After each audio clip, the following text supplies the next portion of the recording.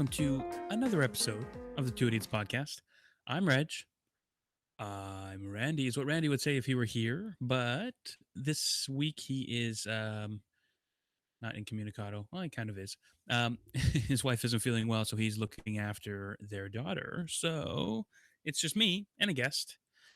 So this week we're joined by documentary, that's the word, maybe one of them, filmmaker, Academy Award on the Academy Award winning documentary, The Cove, which highlights um, basically dolphin murder in Japan, and the trade in that.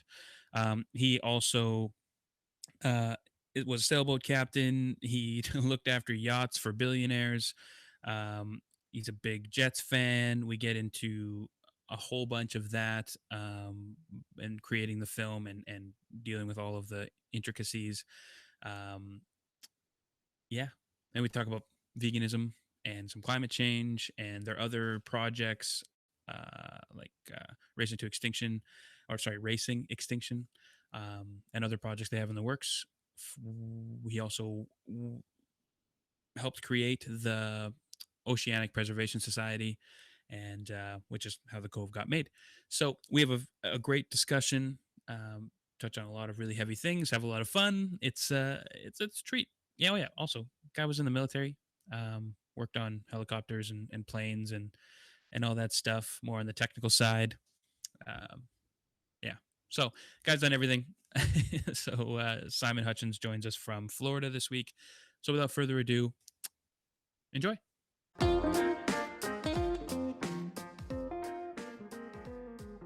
So welcome here. How's it going? Thank you, Reg. It's going very well. Thank you. Yeah, It's a Mr. pleasure to be Mr. here. Simon Hutchins. So, well, when I first heard about you, actually, a few months ago, a mutual friend, Dale Sawchuk, had mentioned you, and he told me to watch The Cove. And I at the time, I watched at least, probably like half of it, 20 minutes of it through YouTube or something, just some clip Right. that was there. Um, but that we're now chatting about it, I was watching it again today to kind of refresh my memory and try and get to the nitty gritty of it. Before we really get into that, before we dive into that, I'm curious about your life, because it sounds like you've kind of done a little bit of everything. Yeah, yeah. With that, Had a bit it of could, a Renaissance man career. Um, you know, it. I was actually born in London, England, and we immigrated to Canada when I was 5.5 years old. So I had my 6th birthday in Toronto, and my dad was an aeronautical engineer, and his dad was an aeronautical engineer. And my dad decided to leave England at the time the British aircraft industry was becoming nationalized, becoming very, as a liberal government, thing was becoming very socialized in Britain at the time. My dad was a bit conservative. So we went to Canada. My mom's dad worked at Kodak for 50 years. And the only job he ever had, Kodak in London, basically Kodak in London did the rest of the world. Kodak in Rochester, New York, which is the head office, did North America, South America, and Kodak in London did rest of the world. He started there when he was 15 and he retired at 65. It was pretty much the only job he ever had. yeah. And so he was a photographer. He was much, into chemicals and processing. Back in those days, it was all film. And so when we moved to Canada, my dad worked at the aircraft plant in Moulton, where the famous Avro, after Avro closed down, they sold it to McDonnell Douglas in the mid 60s. And that's when my dad started there, when it became McDonnell Douglas. And my mom ended up working at this photography studio because she had a lot of photography skills. And I was damned. I wasn't going to be an aeronautical engineer, and I wasn't going to be a photographer. And here I am now, 52 years later, and I'm doing, electrical engineering and photography. And that's how all of my skills came together. What I do in the Cove, building all the gadgets and doing all the camera work. It's funny how I started. I didn't want to do that. And I started playing music with my friends, and I played in, quite a few bands. We played around in Toronto and up in the Orangeville, Caledon area. Okay. Stuff like that. And I could see that was a tough road, and you're either going to be really famous, make a lot of money, or you're going to be on the road for the next 40 years playing bars. And so I decided to I was also working for my mother at the same time in her studio. And so had thoughts of becoming a photojournalist at that time. And again, that was it was tough to break into that because I didn't have any education in photojournalism. And I had a lot of aircraft knowledge, a lot of aircraft skills just from my father, learning from osmosis through my father.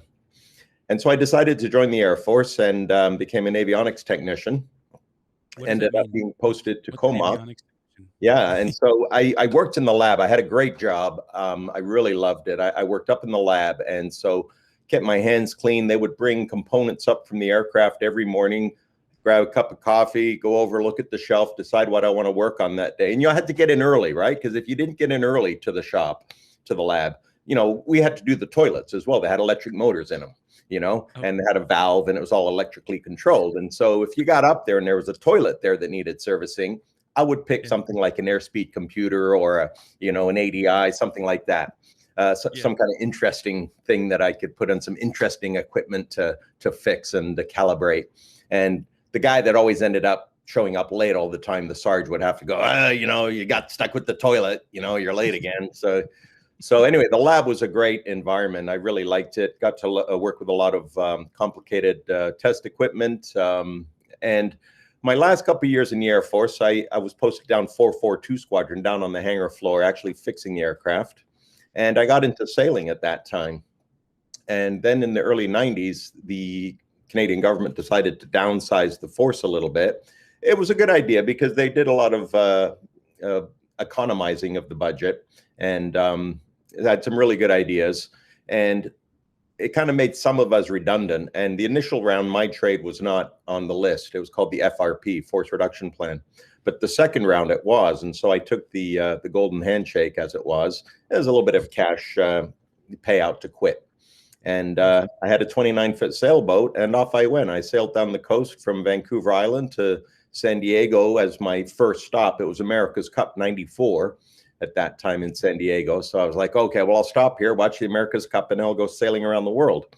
And there was all these super yachts there. And, I just started helping out on super yachts, cleaning, doing, odd jobs on deck and stuff. And one day they said, we've got this electric doormat and we put it down on the dock and it's a wire comes into the boat. So if anybody comes to visit the boat, on a big super yacht, you're down below. You don't know who's on the dock. If they're knocking on the hull, you don't hear it.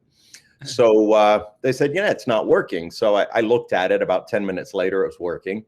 And then the engineer said to me, oh, well, that was pretty good. How did you figure that out? And I'm like, it's two wires. It's a doormat, it's like a doorbell, He goes, I got this problem with the generator. One of the generators, it starts and it shuts down. And I said, well, I'm not a diesel mechanic, but I'll have a look. And so I go down in the engine room, and on the front of this generator is a big white box, and he opens it, and inside's PLCs, programmable logic controllers, some relays, and a few lights and stuff. And it was like him, a cow staring into a fridge. He's just staring into this box, going, I have no idea what all this does. And I look at it for a couple minutes, and I'm like, well, obviously this is the PLC, and here's the start solenoid, and here's the, and he's like, wow, like I was Merlin or something. And so, about an hour later, the generator's running fine. And he's like, well, how'd you learn how to do that? And I'm like, well, that box running that generator is a lot less complex than, boxes on aircraft that run engines, and you just have to look at it and follow the wires and figure it out, and I realized at that point that there was a bit of a future for me in yachting. And so I became, I went to school. I got my Canadian mate certificate. I flew to New Zealand, joined another boat where I started working, and I started doing a lot of diving. So we go off to Papua New Guinea with a very famous expedition leader whose name's Amos Nahum. He runs these big expedition trips now. And he goes all over. This is 25 years later. He's still doing this. And he was on the boat with us, and he had back then it was all film. Everybody used to shoot with their underwater cameras with slide film. And the reason they did that slide film, you could actually process it on the boat easily because it was just like processing regular film or black and white film. You could do it in a a couple of processes. You didn't have to carry a lot of chemicals. You didn't have to print it. You could just use a slide viewer to then look at your work and see if you were, getting the right exposures, getting what you wanted, what you thought you were getting.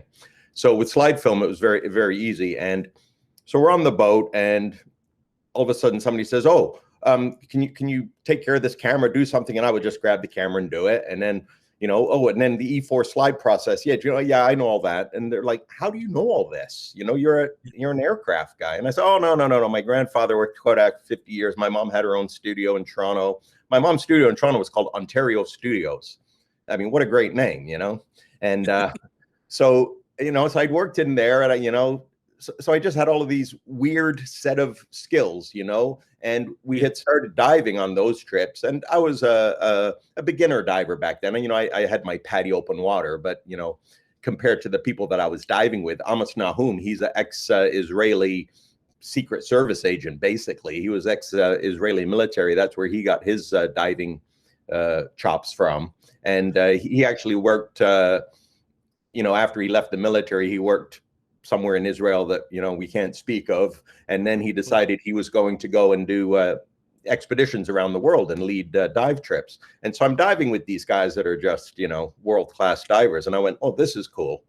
So then I added diving to my repertoire of skills. And so I do electronics, cameras, and diving. And that's kind of what I've been doing for the last 20 years.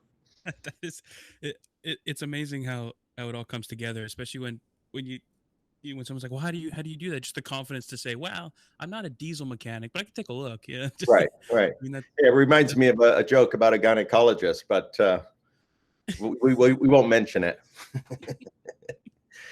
Oh, you got the punchline there. Yeah, I think I can see where it's going. Yeah.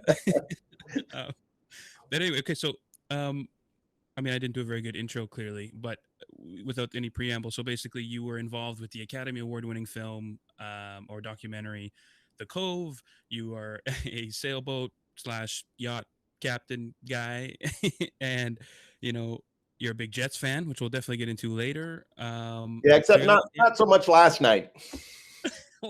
Nobody was last night. Not even Paul Maurice. And plus, your military service, and you're a very interesting guy. So I'm not even sure where to go from here. So basically, you joined the when you were in the military.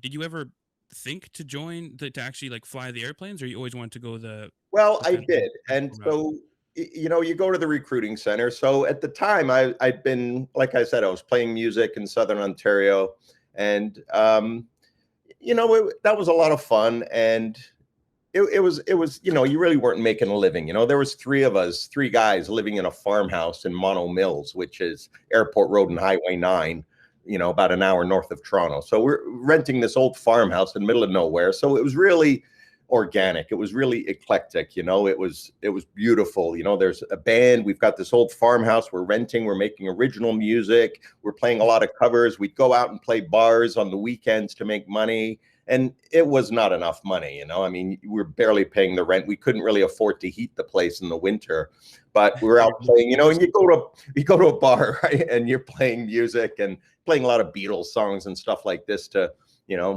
so that the bar owner will pay you. And you're running a tab, and so you're there, from 6, 7 o'clock at night. You go in, set up, and then you start playing at 9, whatever. You're there till 1 o'clock in the morning, last call. And then the owner says, "Yeah, I'm paying you all $200. Your bar tab's $150. Your bar tab's $75. Here's your $27." And I was like, "Oh, I guess I should drink less beer while I'm playing. Probably make more money." So, well, exactly. It goes hand in hand. So it was a beautiful time, and we were, it was a very organic thing. And at the time, you think, "Oh yeah, this is what you're going to do for the next 50 years. But you start looking at it going, well, we're good. But, you'd see other bands or you'd listen to other music, and we were recording stuff, and you're like, yeah, it's good. But, this is going to be a tough slog. And to really make it, you really have to have some, sense that there's something really special there. And I decided that, okay, I'm going to go off and do something else. So I went back down into the city, and I started working. My mom had a second studio that she had opened at Avenue and Eglinton in Toronto. and it was more of an art studio. So we had a lot of framed prints on the wall, and the one that was in the Etobicoke at Dixon and Islington, that was the store that was the studio, the photography studio. But so I was working there for a couple of years, and I really didn't, want to just do that. I didn't want to just be working retail for my mom. Even if it became a family business or whatever, I thought I want to go see the world. So I decided I was going to join the Air Force. So you go to the recruiting center and you walk in the door, and to your original question, you say, I want to be a pilot. I'm here. Where do I sign? And they're like, yeah, slow down, cowboy. We got enough pilots. We're the Canadian Air Force. We have 10 F-18s and a bunch of Hercules and and a bunch of old helicopters, blah, blah, blah. It's like, we don't need that many pilots. And also, they have their programs where they're taking people from RMC, Royal Military College in Kingston, where they're putting people through, right from high school. You start going to RMC to become a pilot. And so there's a set number of the pilot positions they're allocated for years in advance. And they only take, they do take people that just walk in off the street to be pilots. Don't get me wrong, but you have to be, kind of the perfect, candidate, to just walk in off the street. It's like getting a walk-on audition to play for the Raptors. It's yeah, some guy could just walk in off of some 3-on-3 tournament at the corner of Peel and Finch, but highly unlikely. So they said, yeah, you're a little bit older than the average guy that walks in here. I was like 24 and a half at the time, and yeah, they give you the IQ test. And so I did the IQ test, and they come back and they say, okay, you did really well on the IQ test. This is what we're going to offer you. But I don't recommend the following. And he had kind of highlighted things that he doesn't recommend. And it was like, not to offend anybody that's one of these trades, but like infantry, maybe you don't want to go infantry. You did really well on the IQ test. Maybe you want to do, and they offered me a couple of commissioned ranked positions. One was artillery officer. And I was like, yeah, I think I'm going to take a hard pass on artillery officer. What else do you got? And they said, well, we got these spec trades, and the spec trades in the Air Force were you get paid a little bit more because the training's a little bit longer. And we actually spent about a year and a half in the technical school at Kingston doing electronics, and then at CFB Borden doing the avionics training. And so they're investing a little bit more in you. So and then they pay you a little bit more at the end than the average, the guy that's just carrying a rifle around a field in the rain. So, so I said, okay, well, I'll do that. That sounds. And I had a lot of aircraft interest and a lot of aircraft knowledge from my father and my grandfather. So I decided to go that route, and that's how I, just walked into the recruiting center one day and came out as a avionics recruit. Yeah, you basically walked in and became a Raptor. Or actually, it's like walking into the Raptors place and becoming right, like an analyst for the Raptors. Right. Yeah, I was not the guy dunking the ball from the top of the key. No, well, not that guy. But yeah, so it was really interesting, and it was interesting after I had my career kind of run its course. There was a few options for me when I retired, because that was at the time the new Cormorant helicopter was being discussed. At the time, it was called the EH-101, and my father had actually gone to Italy to work, and he worked at Air Italia, built the ATR-42. I'm not sure if your listeners are familiar with that aircraft. It's similar to the Dash 8. My father also worked on Dash 7, Dash 8 at de Havilland in Toronto. But then he went and worked in Italy on this ATR-42 and ATR-72 aircraft. And so he was in Italy at the time when the EH-101 was being discussed. And part of the EH-101 was being built in Italy. And they were going to send a bunch of technicians over to Italy to become the first wave of technicians that were working on that project. And so I signed up for that project, and I'm like, I'm all in. I'll do that. Yeah.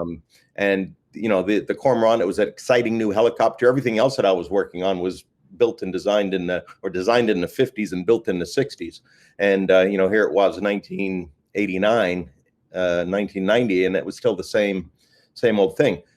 It turned out when the Chrétien government came in, it decided to reduce the budget and downsize the force a little bit. The EH-101 project got scrapped.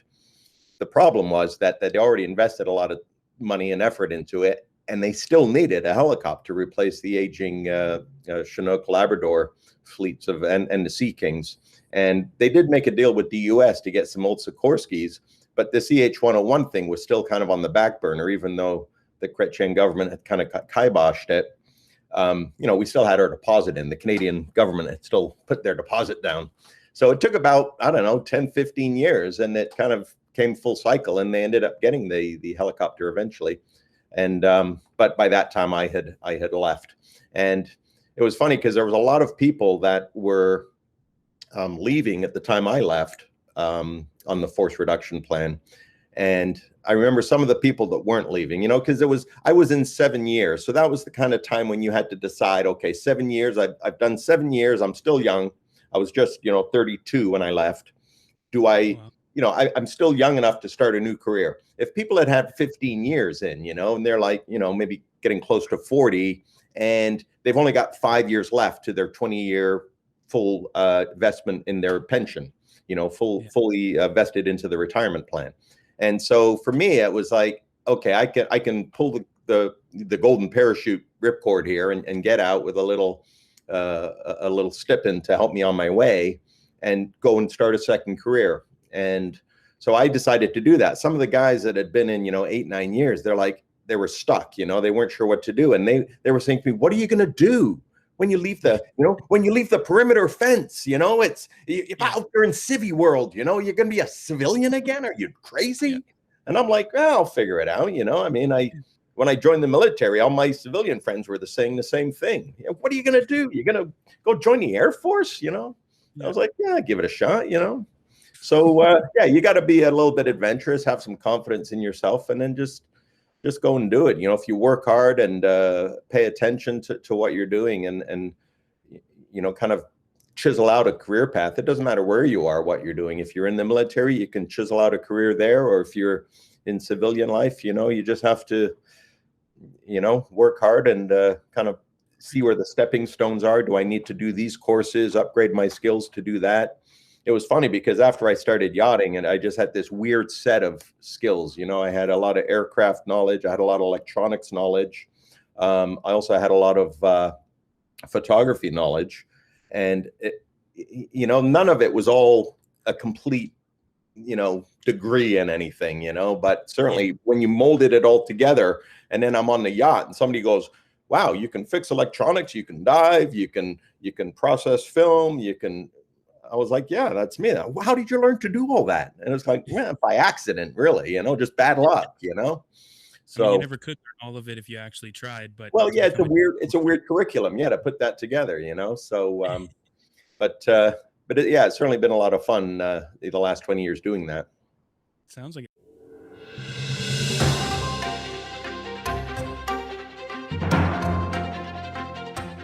This episode of the Two Idiots Podcast is brought to you by Manscaped. Fellas, we're in a thick of winter and the storms are brewing.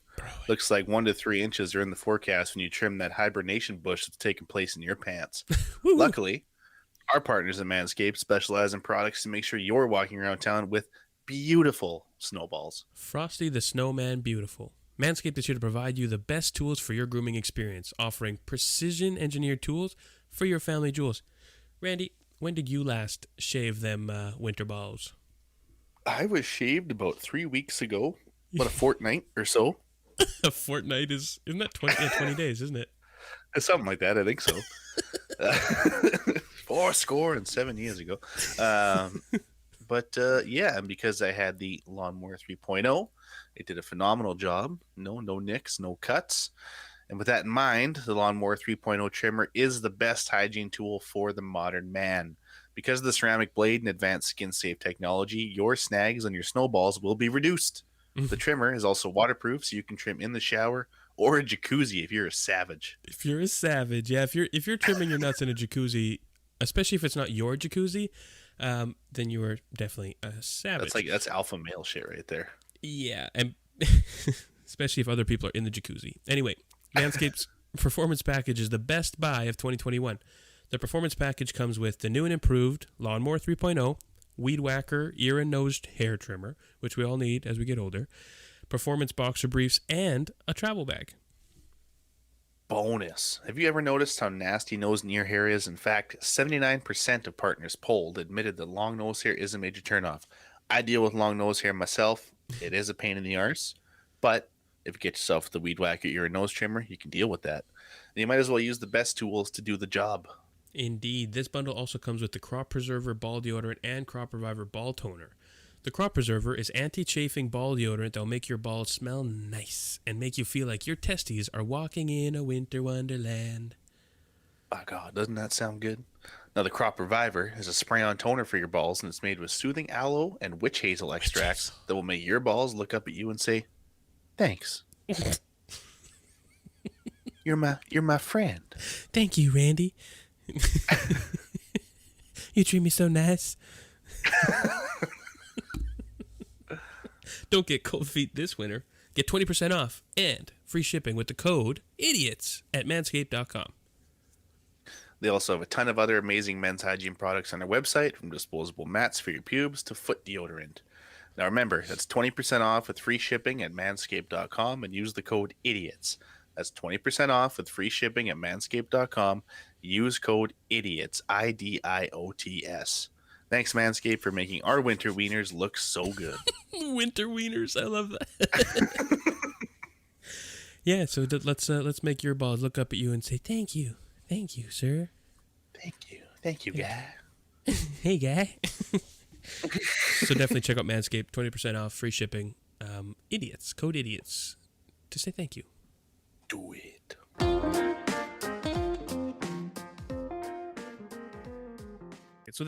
So then you basically, everything that you kind of worked towards in your life, or that you worked through, led towards working on the Cove, or did they overlap in some way? Again, it was one of those. Even that was kind of a weird set of circumstances. So I was working on a yacht, 155-foot super yacht, for Jim Clark. He's the founder of Netscape and Healthion, Silicon Graphics. And he had started a few companies and made his fortune, basically. So I met him, and he had a 100-foot sailboat, and that was the boat that I was on in Papua New Guinea with Amos Nahum and Jim Clark. And after that, he decided to build this 155-foot boat, and it was being built in Holland. So it took 2 years to build this boat. So I spent about a year and a half in Holland working on the project, and I was responsible for putting all of the computer systems into the boat. We put at 27 Silicon Graphics Unix computers on this boat. It was the first boat that was fully automated in the sense that you could do everything from a touchscreen. We had some of the first touchscreen. This is 96 when I started working on that project, right? The boat was launched in 1999. So it was really a technological marvel. And what were the Y2K concerns? Sorry? Did you have any Y2K concerns? Oh, well, it was funny because we were in New Zealand. We went to New Zealand for Y2K. And there was that was a big joke, but that, a lot of the other big super yachts were like, oh, Hyperion's not going to be off to run tomorrow morning. It was like, yeah, the computers are fine. It's the deckhands that are incapable of getting up early on New Year's Day. So, yeah, it was a good time at Y2K in Auckland. So anyway, we were as, late 98 or early 99, we were still at the shipyard in Holland. And Louis Sahoyas, who was a freelance photographer at that point, but he had been with National Geographic for 18 years. And so now he was freelancing, and he came to photograph Jim Clark for the cover of Forbes magazine. I believe it was Forbes. And so Louis came to the boat, and we took Louis up the rig to the top of the rig, and then we took Jim Clark up to the the top spreader, and Jim Clark was standing on the top spreader looking up at Louis, who was taking a picture looking down, and you could see the whole boat. And if you ever see that photograph, it's out on the internet around places. You've heard of the internet, I take it. There's three guys standing down on the deck looking up, and I'm the guy on the right. So Louis Sahoyas came to Holland to photograph Jim Clark. And we took Louis up the rig, and then we took Jim Clark up the rig to the top spreader. Louis was looking down, and you can see three guys on the foredeck of the boat, and I'm the guy on the right. And so Louis photographed Jim, hung out in Holland for the weekend with Jim, and they got along really well. So then after the boat was launched, Jim Clark invited Louis to come and photograph the boat, and because he wanted to do a coffee table book about the boat, the building of the boat, and all the electronics that we had installed into it. And so Louis came on a couple of trips to photograph the boat. And during this time of photographing the boat, Louis became good friends with myself and Jim Clark. And Jim then invited Louis on a couple of expeditions that we were going on to go diving. We went to Cocos Islands off Costa Rica, Galapagos, all through the Pacific, Tahiti, and Louis came on quite a few of these trips. And we were putting together these little videos. These are like little home movies. And Louis went back to his studio in Colorado and put together these DVDs and brought them back. And one of the DVDs in particular was just the one from the Galapagos. It was just really well done, even though it still looked a little home movie-ish, but it was really well done. And we had some great shots, whale sharks swimming over top of each other like that, and sea lions dancing in the surf and stuff, just flipping around in the surf. And it was really, really entertaining to watch. And Jim Clark said, you guys should make a movie. And Louis and I looked at each other and went, yeah, we should. So Jim invested or donated a little bit because he's very generous with his philanthropy. He donated a little bit of money so that we could start the Oceanic Preservation Society. And we started OPS with the goals of creating media, still images and video to promote the preservation of the world's oceans. That's kind of our mission statement. And Jim Clark was our initial donor, and he funded OPS. And then we started working on the film The Cove, and it morphed a few times, and Jim continued to support it. So very generous of Jim Clark to do that. And he enabled us to complete this film. And it did kind of go down a different path than we had envisioned at the beginning, and that Jim had envisioned at the beginning as well, because when, as Louis states in the film, when he went to the whale conference and met Rick O'Barry, and Rick started explaining to him what was going on in Japan, Rick was a very compelling, and as you've seen the film, Rick is a very compelling protagonist rather. He's the good guy. Very compelling protagonist in the film. And the Japanese were very compelling antagonists. And there was a really good story there. And then we met Kirk and Mandy, the free divers. They actually live in Campbell River, Vancouver Island now. And that was, great to have them on board with the film as well. And everything just went from strength to strength as we were doing the film. And, a lot of the things that we were doing were very adventurous.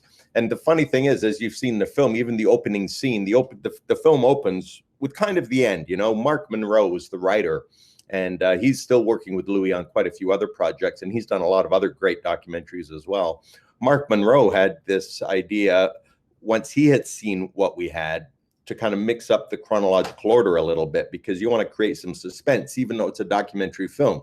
So the very beginning of the film is we show this sequence of us in the van with the night vision cameras all jumping out of the van, running into the cove. And that creates that suspense. Like, what are they doing? I thought this was a documentary about dolphins. Why are these guys all dressed in black running around at night? And even getting to that point was a bit of a revelation too, because we had Fisher Stevens, who was helping us to produce the film, and he was he got Mark Monroe involved, and he also got Jeffrey Richmond, the editor, involved. But the first time we had this 2.5 hour long, rough cut that we had put together, and Fisher came over and he's watching it and he's kind of scrubbing through and he's like, yeah, this is good. This is good stuff. Yeah, very compelling. Rick's very compelling. The Japanese antag, very compelling. But what else you got? And when we said, well, we got this B-roll stuff of us, we've been filming ourselves going there. We've been filming ourselves going in the cove and everything. So we put together this little B-roll, and it's going to like the DVD extras, the making of the cove. And Fisher's like, well, let me see that. So we show Fisher the little, the outtakes and the B-rolls, and he just looks at us and he goes, that's your effing movie. And we went, you can swear if you hey, there might be children listening. So so that was Fisher's reaction to our little B-roll, and we went, huh, okay. And so that's when he brought Mark Monroe in and showed all of that stuff to Mark Monroe, and Mark Monroe went, oh yeah, this is good stuff.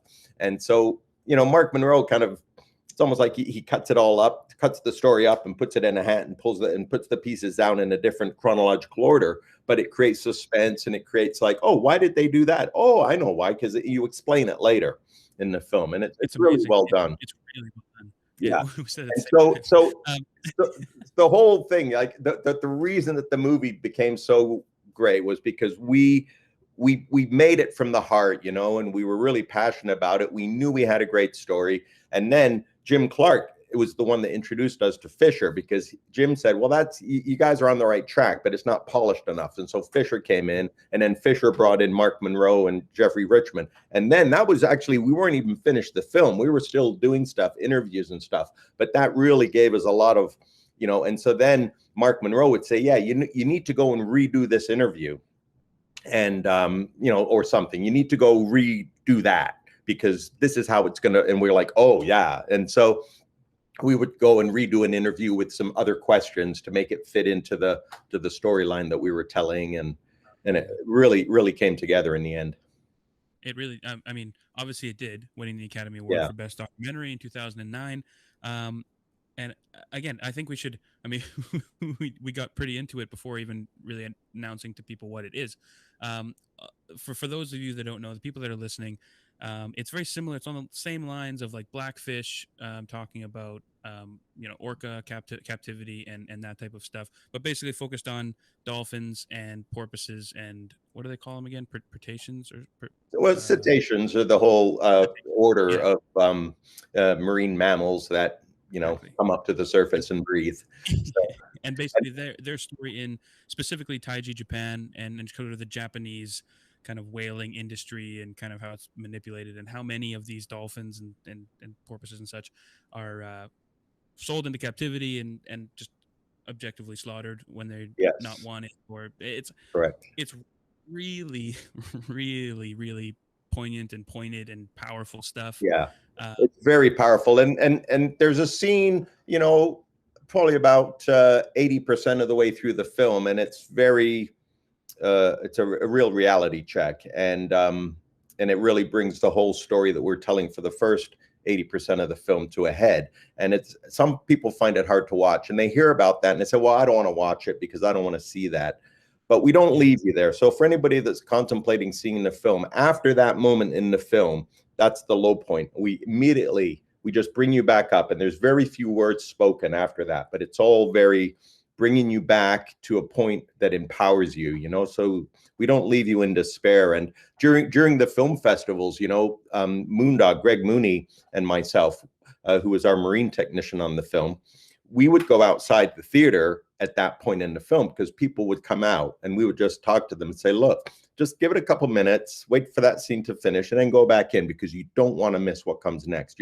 And that's one of the reasons that we won the Academy Award, because the whole film, for a documentary, we take you on a complete roller coaster ride, and we leave you feeling empowered that you can actually do something to make a difference. Or I hope we do anyway. Well, it's so frankly traumatizing to watch some of that, and right. But that's the point. That's sort of, without that, then it's just a Disney movie, and frankly, exactly. And that's what I'm saying. Like that traumatic part, that traumatic scene, we don't leave you there. We bring you back, and we put you on a pedestal. Like, as far as like, yes, I can make a difference. These guys went and tried, and we did make a difference. It's still going on over there, but there's a lot more awareness to it now, and there's other organizations as well. Sea Shepherd, Paul Watson, they've been doing a lot with their Whale Wars TV show. They've been bringing a lot of awareness to it. So everybody's just got to keep kicking the ball in the right direction, and bringing awareness to these issues, and eventually they'll become culturally unacceptable to do it. There's a lot of people in Japan now that it's culturally unacceptable to kill whales and dolphin. I'm glad that it is, and frankly, there's so much that many of those things bleed into other questions I have. But before we move on, again, within the movie, a lot of it is kind of night vision, thermal scopes, and kind of, because again, to sort of preface it, in many of the places you're going are closed by the Japanese government, and they're not accessible to the public, and they're supposed to be, well, sort of. Yeah. It's not so much the Japanese government. Like, the Japanese government has, it's a very old society, and they've only they had an emperor up until the end of the Second World War. It was a Yeah. very closed society, and they do things their way. And but it's not so much the federal government as in Taiji particularly, it's the local fishermen, because that Mm. is actually a park. It's a park, and the local fishermen just go in and put the barbed wire up, and nobody says anything, right? So Yeah. the federal government, whoever the provincial government, whoever's above, these local Taiji officials, everybody just kind of turns a blind eye to it, and it's like, yeah, okay, let the fishermen have their little cove, Yeah. but nobody really says anything. Um, the federal government is, uh, I'm to describe it correctly is, well, like I said, they're very Japanese. They're very in their ways. They have their way of doing things, and they know that certain things are wrong, but they don't want to change it because they don't want the east, the people from the west coming and telling them how to run their country. Japan Yeah. is a very closed society. There's not a lot of immigration. It's one of the few places that is still, like 95% indigenous Japanese ethnicity. Very You homogenized. know, Yeah. like even Korean people that go there and live there, they're kind of looked down as, lower class. It's Yeah. yeah, it's a very insular society, and so the government is very protective of Japanese culture, and so even if they know it's wrong, they're like, oh well, that's the way we do it. And the ironic thing is, in United States, the whaling industry was huge. New Bedford, Massachusetts, all the whaling ships that went out of New England. Herman Melville, the story of Moby Dick, whale ship Essex, all of these classic The stories. Hartford Whalers. You know, the Hartford Whalers, exactly. So, the New England whaling industry was huge, and that was one of the things that funded the American Revolution, right? And that was one of the reasons that the British government was saying, "Well, you guys are making a lot of money off this whaling thing. You owe us. We're taking 10% of your." And they said, "No, we're not giving you a dime. You're not protecting us. We're going out as American ships." And if you Yeah. if the Royal Navy is going to protect us from pirates and come and help us when we need help, then we'll pay you the tax. But no taxation without representation. We have no representation in the House of Parliament in Britain, and we have no Yeah. protection from the Navy. So why are we paying you? And so the whaling industry was very big in the United States. So when uh, classic opera, Madame Butterfly, is about the U.S. Navy going to Japan and the captain of the U.S. Navy ship falling in love with the Japanese woman. Back at that time, the United States, which is in the mid 1800s, before the Civil War, they were going into Japan and trying to colonize it unsuccessfully. Maybe not colonize is not the right word, because it was a running civilization. It's the right. So, It's the right word. but they went to try and exploit the resources and that, and they realized that if they taught the Japanese how to whale, that they would be a lot more economically prosperous, and it might help them. And so it was actually the Americans that taught the Japanese how to whale. And then at the end of the Second World War, when Japan was devastated and their economy was in shambles, again, the Americans said, well, you got whaling. We showed you how to do that 100 years ago. Why don't you do more of that?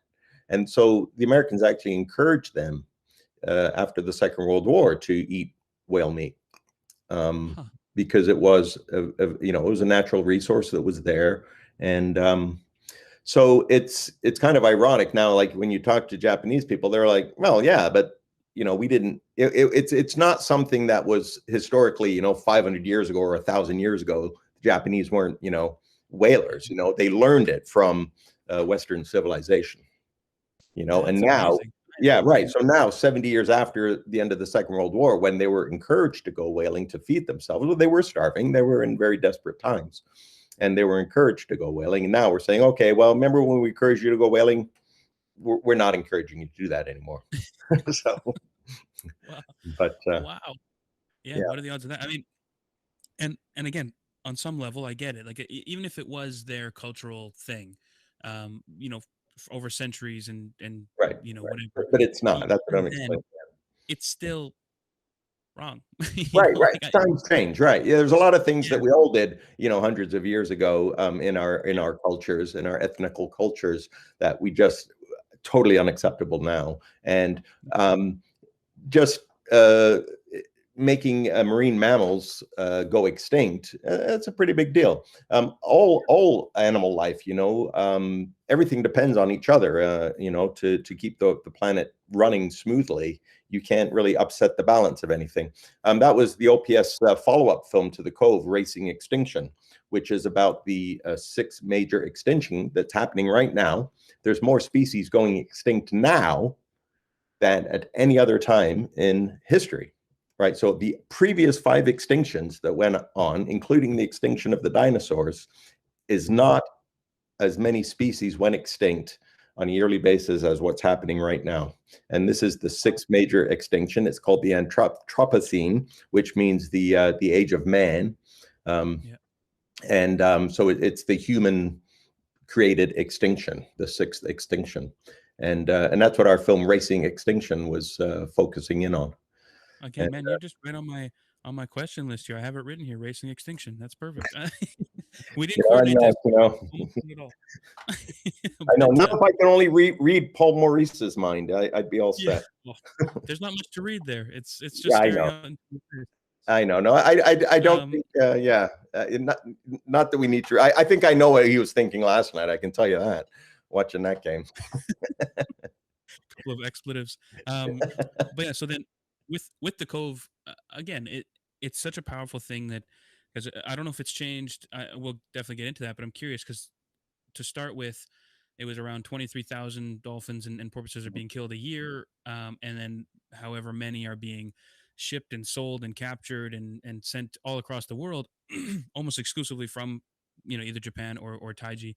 Um, when you're getting because in the film, like I said, there's a lot of night vision stuff. When you're actually getting that footage, when you're setting up the cameras, was it as dramatic and terrifying as you guys made it out to be? What was that experience like? I think personally, yes and no. There's certainly moments of sheer terror. There's moments like when you're like the first couple of times that we went in, we had no idea what to expect. We had planned for it and we had built a lot of this equipment in Colorado before we went. And Louis had a lot of ideas and so, well, we should try this, we should try this. And I was like, well, technically, I don't think that's possible. I think what we should do is just put the cameras in there. At the time, wireless technology for us to kind of live stream it out of there and record it somewhere else, just sit back at the hotel and record it. It just Yeah. wasn't possible. So I said, no, we gotta put it in there. We have to put the cameras in there. We have to build a large battery bank so the thing's just going to run. Put in really long. At the time we were still using the digital tape, but it was still a tape, and so we would have it automatically come on at a set time, so half an hour before sunrise, and then just run until the tape ran out. And then we would just put a big battery. And so a lot of this we had tested and built this equipment, and we took it over there. The first time going into the Cove, we really had no idea. A lot of times the fishermen would park out front. And so we had some little tricks that we would do. We would take 2 cars, for example. We would take 1 car. The fishermen would have 2 guys sitting in the car drinking coffee, watching the Cove, right? So all you had to do was, their night vision's perfect, right? Yeah. They're sitting there in the dark watching, right? We would just take the first van, drive up, face them, turn the high beams on. The second van would come up behind them. We'd all get out, run into the Cove. Once the second van left, the first van would leave. So now these guys, their night vision's shot, and they have no idea what went on behind the van that was shining the lights into their eyes. So, but having done that, we didn't know if somebody else was in the Cove with a radio or a phone. We had no idea. So the first few times that we went in was a little bit harrowing because, once we built up a bit of confidence in our technique, and, we had to change it up too, because if we went in and shone the lights in their eyes, they didn't know if we were going in or not. Right. So we would, even on nights that we weren't going in, we would just drive by there. And if they were there, we'd just go shine our lights in their eyes. Right. And they'd go like, oh, they must be in. And so they'd run in there and look around and we weren't there. Right. And so, we had to bit of a shell game, but so after a while it became, a little bit like Tom and Jerry, really. It almost became comical at points. Some of them were following us around, and they actually got a room in the hotel with us, and they were on the same floor. And I guess they thought, oh, we'll keep an eye on them because we'll get a room in the hotel, right? So I guess they had somebody in that would just walk the hall of the hotel to see when we were leaving. Anyway, one night we got back to the hotel late. We get in the elevator, and they're in the elevator. And we go up, and we both get out at the same floor. And I just turned to them. I just, see you tomorrow. I don't know if they knew what we were saying, but it was like a Tom and Jerry cartoon, Yeah. And so, yes, there was harrowing points, and then there was points when it almost became complacent, not so much complacent, but we became more accustomed. We always had to keep our guard up, so you didn't want to become complacent, but we had to keep our guard up and be aware all the time. But sometimes we got more comfortable going into the Cove, knowing where to look, knowing where. There was one time we were actually in another hotel, and there was another NGO group there. And because, again, you go to this hotel and it's all Japanese people, and then you see some young people. They look like, they support Pearl Jam, and they have a bandana on, and they've got a nose ring in, and you're like, oh, well, there's some dolphin savior activists, right? And we actually said to them, whatever you do, don't go to the Cove this week. And they're like, oh, well, we flew all this way. We want to go in the Cove. And we said, don't go. We have some work to do in there. And they're like, well, who are you to tell us? Anyway, so we went in there a couple of days later, and we had the FLIR camera. And so we could see the heat signature, and we were walking through the bushes, and we could see these bodies in the bushes, right? So we, saying to each other, okay, stop, whispering to each other. And then somebody goes, I think it's those guys from the hotel, those kids. And so we just walked up and we had the FLIR camera on them, and we just said in English to them, you guys stay in the bushes. Don't move until like lunchtime. Make sure nobody's here, because if anybody sees you, you're gonna blow our cover as well. And then we left. And I can just imagine, like 6 months or a year later, when the film comes out, they're like, oh my God, those were the guys. Because they must have seen it, because they were going there for the same reason. So when the film came out, they were like, oh yeah, those are those guys that told us to, sit down and don't make a move and don't make a noise. And So okay, so how long were you guys there in Taiji? Was it multiple trips? Multiple trips over a few months. So one of the longest trips was close to a month, but we did other things while we were there too, because like I said, it was a bit of a Tom and Jerry cat and mouse show. And so we would go there, and then when they thought there was a bit of a pattern developing, because they were following us around, we'd go and do something else. So Louis and I went up to Hokkaido to interview the scientist that was analyzing the whale meat and dolphin meat for mercury heavy metal content. So we went up to Hokkaido for a few days. There was a couple of other side trips that we did around Japan. So we changed it up a bit. We would change hotels frequently to do different things and different research. And there was even some things that we would have to kind of like reassess when we were there. Because like I said, we had planned it all. Louis had gone over with Rick, but he didn't go in the Cove, but he went over with Rick and visited Taiji and visited the whale museum. And then when he came back, he kind of gave us the scoop. Okay, this is how it is. This is what we need to do. But when we actually got there, we had to modify a few things. So we'd go to the electronics store. And so sometimes we'd go to the electronics store in a different town. We didn't want to, if anybody was following us, or even we don't know who's in the electronics, it's like a Best Buy kind of big box store. And we'd go in and buy different camera equipment or some different batteries, different lights, or whatever we needed. So then we'd, spend a few days modifying our setup, and then we'd head back to Taiji. And so the nice thing about that, we'd usually head back in there when we weren't, there locally. And so we kind of like roll in, do everything, and then go to the hotel the next morning and check in again, stuff like that. And so they didn't even know we were back in town. And it's so covert. It was. And that was the fun thing about when Fisher Stevens got involved and he saw our outtakes, he's like, that's the suspense thriller, it's really, it was really interesting evolution of how the film, evolved from our original vision of just making this beautiful film about the oceans and, saving the ocean. And then it slowly evolved into, after meeting Rick, and then after meeting Rick, our involvement of actually, because that's what gonzo journalism, in the words of Hunter S. Thompson, the famous author, the journalist should never become the story. The journalist is not, part of the story. The journalist is the fly on the wall, but Hunter S. Thompson changed that, and so Fear and Loathing in Las Vegas, it's a book about him. He was actually going, to, write some other story.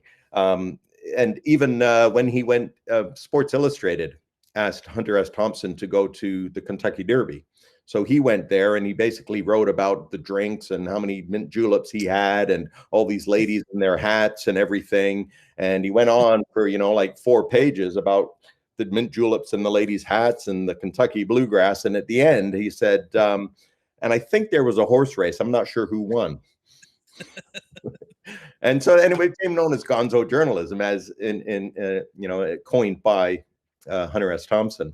And so that was a little bit of our, we're not doing that, but it turned out that we were exactly doing that, and we became gonzo journalists, and we became part of the story. So, but it makes it hit because, again, as I'm watching, I don't know anything about journalism or photography or filming or even the whaling industry overall. But watching kind of the setup and the sneaking around and the setting all this up and filming it and being pushed back and all, it's powerful stuff. On that note, what you mentioned briefly that it has had some impact, and so then maybe you can get into a little bit more. How has it changed from before the film till now, as far as you know? Well, in Japan, there's more awareness, and the dolphin and whale meat industry certainly has taken a hit. They used to actually, they were still feeding it. During the film, we point out the fact that it was on the school lunch menu. And so a lot of that stopped pretty quick because, younger Japanese parents didn't want their young children eating heavy metals, and so the lunch school program shut down, and that certainly made the industry take a little bit of a hit. There's certainly a lot more awareness now for dolphinariums. How much? Certainly there's less demand than there was. There's more of an interest in captive breeding programs. Not that that's any better, because it still encourages bad behavior, but so it's you just have to keep chipping away at it. You're not going to, break up an iceberg with one ice pick. It's a long process of slowly chipping away at it until a crack develops that's large enough for it to break into smaller pieces. So, and expose more surface area so that, and that's, it's a process. It took, a couple hundred years since, the middle of the 18th century, the 19th century, 1800s, when Japan started whaling for sustenance, and it was just sustenance whaling, so that they could survive and eat. And after the Second World War, they continued it. And so it took 100 years to develop that industry. It's not going to happen just because of one film, but it makes a lot of awareness. David Kirby, for example, who came on a trip with us to Japan, is the author that ended up writing the book Death at SeaWorld. And Gabrielle Copperthwaite, who did the book the film Blackfish, basically based a lot of it on David Kirby's book Death at SeaWorld. So there was a little bit of a follow-on right there. David Kirby is an environmental journalist, and the marine mammal issue was close to his heart, and he'd written a lot about it. And that was one of the reasons that he contacted us, and we were in touch with him, and we took him to Japan with us because he was writing stories about it. And so if you ever read any reviews of The Cove by David Kirby, they're very good, because he really went to, and anyway, so he wrote the book Death at SeaWorld, and that was actually that orca was from the Pacific Northwest. It was in Victoria for a long time, at that dolphin park in Victoria, British Columbia. It closed down, and that dolphin was moved down here to Florida. And so Tillicum's journey, started and had some time in Canada. In Victoria, a person died at that dolphin. That's the reason the dolphinarium closed down. They talk a little bit about it in the film. Also, one of Tillicum's, I mentioned captive breeding, one of Tillicum's offspring was in a park in Canary Islands, Park Oloro, I believe it's called, and somebody was killed there as well. So that, Tillicum was responsible for 2 deaths and indirectly responsible for a third. Yeah. So that was, David Kirby's book, Death at SeaWorld, which Gabrielle Copperthwaite made into the film, Blackfish. And it all is part of everybody, slowly kicking the ball, So we had the ball for a while, we kind of pass it over. David Kirby passes it back to us. We pass it over to Gabrielle Copperthwaite. She carries it on. It just creates more and more awareness, and you keep chipping away at the iceberg, And the iceberg's getting smaller. There's more awareness. Going to SeaWorld now is, now here in Orlando where SeaWorld is, they have rides, they have, it's more of an amusement park, and they're saying, oh, our dolphin program is just for science and research and rehabilitation. We take, we save dolphins that are washed up on the beach. We bring them to our facility, rehabilitate them. We send them back out into the wild. But if they can be rehabilitated, oh, well, we had to keep it, but so. Right. Yeah, bummer. Yeah, whoops. But Yeah, so there is, yes, there's definitely some science being done there. There's some veterinary work, some rehabilitation work being done. But at the end of the day, it's to sell tickets for the amusement park, and the dolphins are just another ride at the amusement park. And so that really needs to stop. They need to just say, okay, if we're going to do that for rehabilitation and science, then there's no shows. There's no Shamu show anymore. Yep. We're not making them do tricks for humans. And this captive breeding program, this got to stop. Having these animals in these tanks. There's Lolita here in Miami, the Miami Seaquarium. Orca's been there over 40 years now in a tank that's like the size of my house. Yeah. Honestly, it just swims around in a circle for the last 40 years. It's tragic. And then you watch their dorsal fins kind of flop. Exactly. Yep. Yeah, they prolapse. They have no, they can't get down deep enough for the because it needs water pressure to kind of hold it up and hold it straight. And so when they dive down, the flow of the water and the buoyancy of it, keeps it straight up. But when it's out of the water all the time, it just collapses. Once it collapses, that's it. It never stands up again. So it's cauliflower. So yeah, that's so sad. But we'll bring you back at the end, that we don't leave you there in despair. We'll shoot back up eventually. I was going to say, because I saw that Canada has banned the keeping dolphins and that type of stuff in captivity. I mean, have you been to places like Marineland in Canada and kind of seen what it's well? When I like? was a kid, I grew up in Toronto, and Niagara Falls was, a popular place to go, either on a school trip or with your parents. During the summer, you'd always go to Niagara Falls once every couple of years. So I had been to Marineland when I was a kid. I've been a couple times during the filming of The Cove and just after.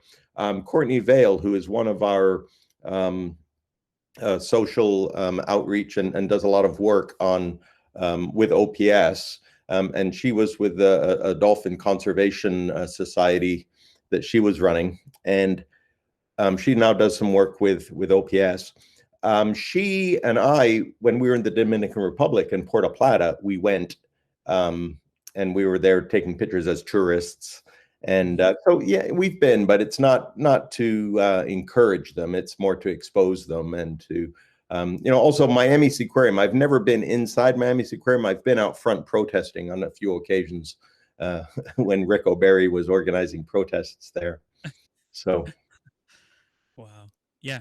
And that's, I've gotten more and more. I mean, my wife is vegan. So then she's very like into saving the animals and such. And And so I've you're been not vegan? I'm not. I think I could eventually become a vegetarian. It's slow. It's been a slow process for me, but I'm not opposed to So moving maybe that I way. could just put in a shameless plug for not an OPS film, but a Sure. film that Louis was the director of, because Louis done a few other projects outside of OPS that are not oceanic based Mhm. themes. But it's a film called Game Changers, and it's about top level athletes that are vegan. And Oh there's yeah. some power That. lifters. Yeah. An MMA fighter is the main protagonist in the film, and Mhm. he was the one that kind of wrote the story. He had hurt his knee fighting, and then he wanted to rehabilitate quickly, and he wanted to find out what all the foods were that were anti-inflammatory, and it turned out it was all plant-based. So he Nice. then went on a purely plant-based diet so that he could rehabilitate himself, and he found that he was actually stronger, he was more aware, more alert. And so he went down this path of veganism, and the movie explores a lot of the science. It talks to a lot of scientists have been doing research on chronic disease and things like this, and how it's based on a lot of things that are in our diet that we really were not evolved to eat. We don't have teeth like like a dog can eat pretty much anything. A dog is a carnivore, and you can tell by its teeth. We don't have teeth like a dog or a wolf or a lion, or a cat for that fact. We don't have fangs. Our molars are more like a horse, more like a cow, Oh more yeah. for mulching up fibrous plant material. You know, Mhm. we do have our front teeth and our canines, but more for biting apples, things like that. Eating carrots, that we can cut through a carrot cleanly. They're not designed for eating meat. So having said that, Game Changers, it's a really good film. Lewis Hamilton, 7-time world champion Formula One driver, vegan. Mhm. So there's a lot of people, and for your a man's sexual health as well, a lot of erectile dysfunction issues are being kind of traced back to a lot of fatty animal products that we eat. And if you get off of and eat a purely plant-based diet, your performance will be better. Let's just say that. So, so Well, maybe you that's a should, ring endorsement, if anything. If exactly, there's any way to get people, especially around here, to get on the right. bandwagon, it's not to I, save animals. It's to say that I know. your body will work better. That's Exactly, exactly. Louis and I were talking recently, and then unfortunately, we were talking about as you get older and you have, prostate issues, and we were talking about this exact thing. And then getting onto a plant-based diet, there's less chance of having prostate issues and other, inflammation is less, so your body can heal quicker. And I just jokingly said, yeah, can you imagine getting some kind of prostate cancer or something, and they take that out, and your junk just doesn't work anymore? And Louis said, "Oh, I might choose death." you know so if that's the choice, right? so yeah, one or the other. so there's a lot of benefits to the vegan diet, and it's better for the environment. Like eating cows is very, very inefficient way of getting the protein. So we take all of this corn and grain or grass, whatever we're going to feed to the cow, we put it on the truck. Well, first we got to farm it all, right? Yeah, So if we're going to farm it all, why don't you just eat that? We should just eat that. But no, we're going to put it all on a truck. We're going to send it to Texas or to Calgary or to wherever we're going to send it and feed it to cows, right? Argentina. And then we're going to take the cows, we're going to kill them, put the meat back on the trucks, refrigerated trucks, and drive it all the way back to where we are, right? And so Yeah, all of the fossil fuels and then all of the methane and other byproducts that the cows are producing, which is all waste. People here, they in Fort Lauderdale recently, we had all these sewer main breaks, and there was like 20 million gallons of raw sewage went into the New River here in Fort Lauderdale. But yeah, oh, because all the old plumbing, it's all old cast iron sewers, and so they're slowly changing it all to modern PVC piping. But all of this sewage went in. People are like, oh my God, But you go to Texas and you look at one cattle farm. What yeah. happened here in Fort Lauderdale is a drop in the bucket. They don't have sewers for cattle. They just all poop in the thing, and when it rains, it washes into the river and it washes into the Gulf of Mexico. You know, It doesn't. Where else is it going to go? And then these E. coli things. Oh, the E. coli got onto the lettuce. Well, where did this come from? It comes from the cow farm that's 2 farms over, and then it hasn't rained, and all of this cow dung is has E. coli in it. It dries up. A wind comes along. It blows the dust over onto the lettuce. Yeah. So if you didn't have the cow farm, there's a lot of people that would be alive today because they didn't die from E. coli. So it's a lot more efficient to just eat the plants, growing the plants to feed the cow so that then we can kill the cow and eat the cow. A very inefficient way of doing it. Yeah, no, I mean, again, I've heard the arguments, and I'm not necessarily opposed to all of them. I just haven't actually made the step. I'm at the point now where when I'm eating like a burger or something, I feel a little bit guilty, but at least I'm aware of my guilt and why I feel guilty, so I'm think I'm on the path towards maybe some sort of blended vegetarian-esque type thing. And I think you used an important word there, guilty, because what I think in your mind, once you get past the I'm not feeling guilty, because it's not a guilt thing, and I don't, we don't want to guilt anybody into anything, and I'm not trying to preach, I don't be preachy and make people feel guilty. It's not about guilt. It's about coming to a realization that there's a better path forward, and so if you want to eat meat, great. Like if you lived on a farm 150 years ago, and then there was a sheep there and you were really hungry, you say, well, I'm just gonna the sheep, I'll take the wool off the sheep, and then the sheep's had another baby, so there's another sheep here. I don't need 2 sheep. I'm going to eat the first sheep. Okay, you're not putting it on a truck and shipping it to a slaughterhouse, and then having to put it in a refrigerated truck and bring it back, and then put it in a grocery store, and all the energy that So obviously back, when the agricultural infrastructure, the agricultural industry was taking off on a small scale, it was a lot more acceptable. It was not hurting the planet. Now it's so industrialized, it's so huge that it's hurting the planet. And so it's just a matter of starting to realize that we're hurting the planet more than by eating all of this meat, and we're hurting our own bodies. So if you feel guilty about it, that maybe is a little bit of a clue that you're starting to realize that yes, there is a reason that it's not ideal to eat meat. And everybody has to come to that realization themselves. And again, we just have to, with any issue, just keep chipping away at it and presenting the facts to people and saying, in the film Racing Extinction as well, we touch on it a little bit. There's a guy in South America that's been doing studies, and he has cut a little hole in the side of a cow's stomach, and he's inserted this valve. And so then he actually has a bag that he puts onto the cow's back, and it's just the methane and the other gases so cow farts basically.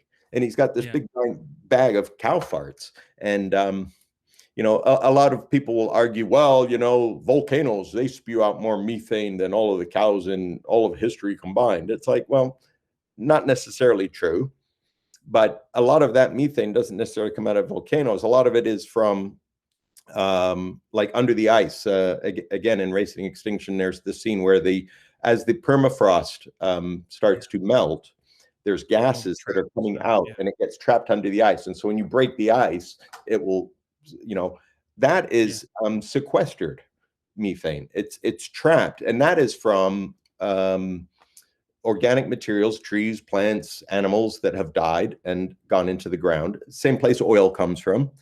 Organic materials, trees, plants, animals that have died and gone into the ground. All of that carbon and methane is sequestered in the ground. And it took millions of years for that to happen, for it to get sequestered down there. Now, in the last 100 years, we're going to pump it all out and burn it. The planet can't keep up, Like people say, well, it's just trees, the tree went in the ground and now it turned into oil. We're going to take it out and burn it. It's a cycle. It's not a cycle. That was a million years worth of trees. We're going to pump it out and burn it all in 100 years. Yeah, exactly. If you took a tree and you burned it in your fireplace and turned that into CO2 and carbon dust, ashes, and it goes out your chimney, and then you didn't burn any more until you grew another tree. That's a closed loop, because the CO2, it's going to go into the leaves of that tree and it's going to grow a new tree, and then you're going to put it in your fireplace. You got one tree and one fireplace, and it's one loop, and you don't burn another log until your tree's grown. Yeah, you don't take 1,000,000 years worth of trees and burn it all in 100 years. That's the problem that we have right now. Yep.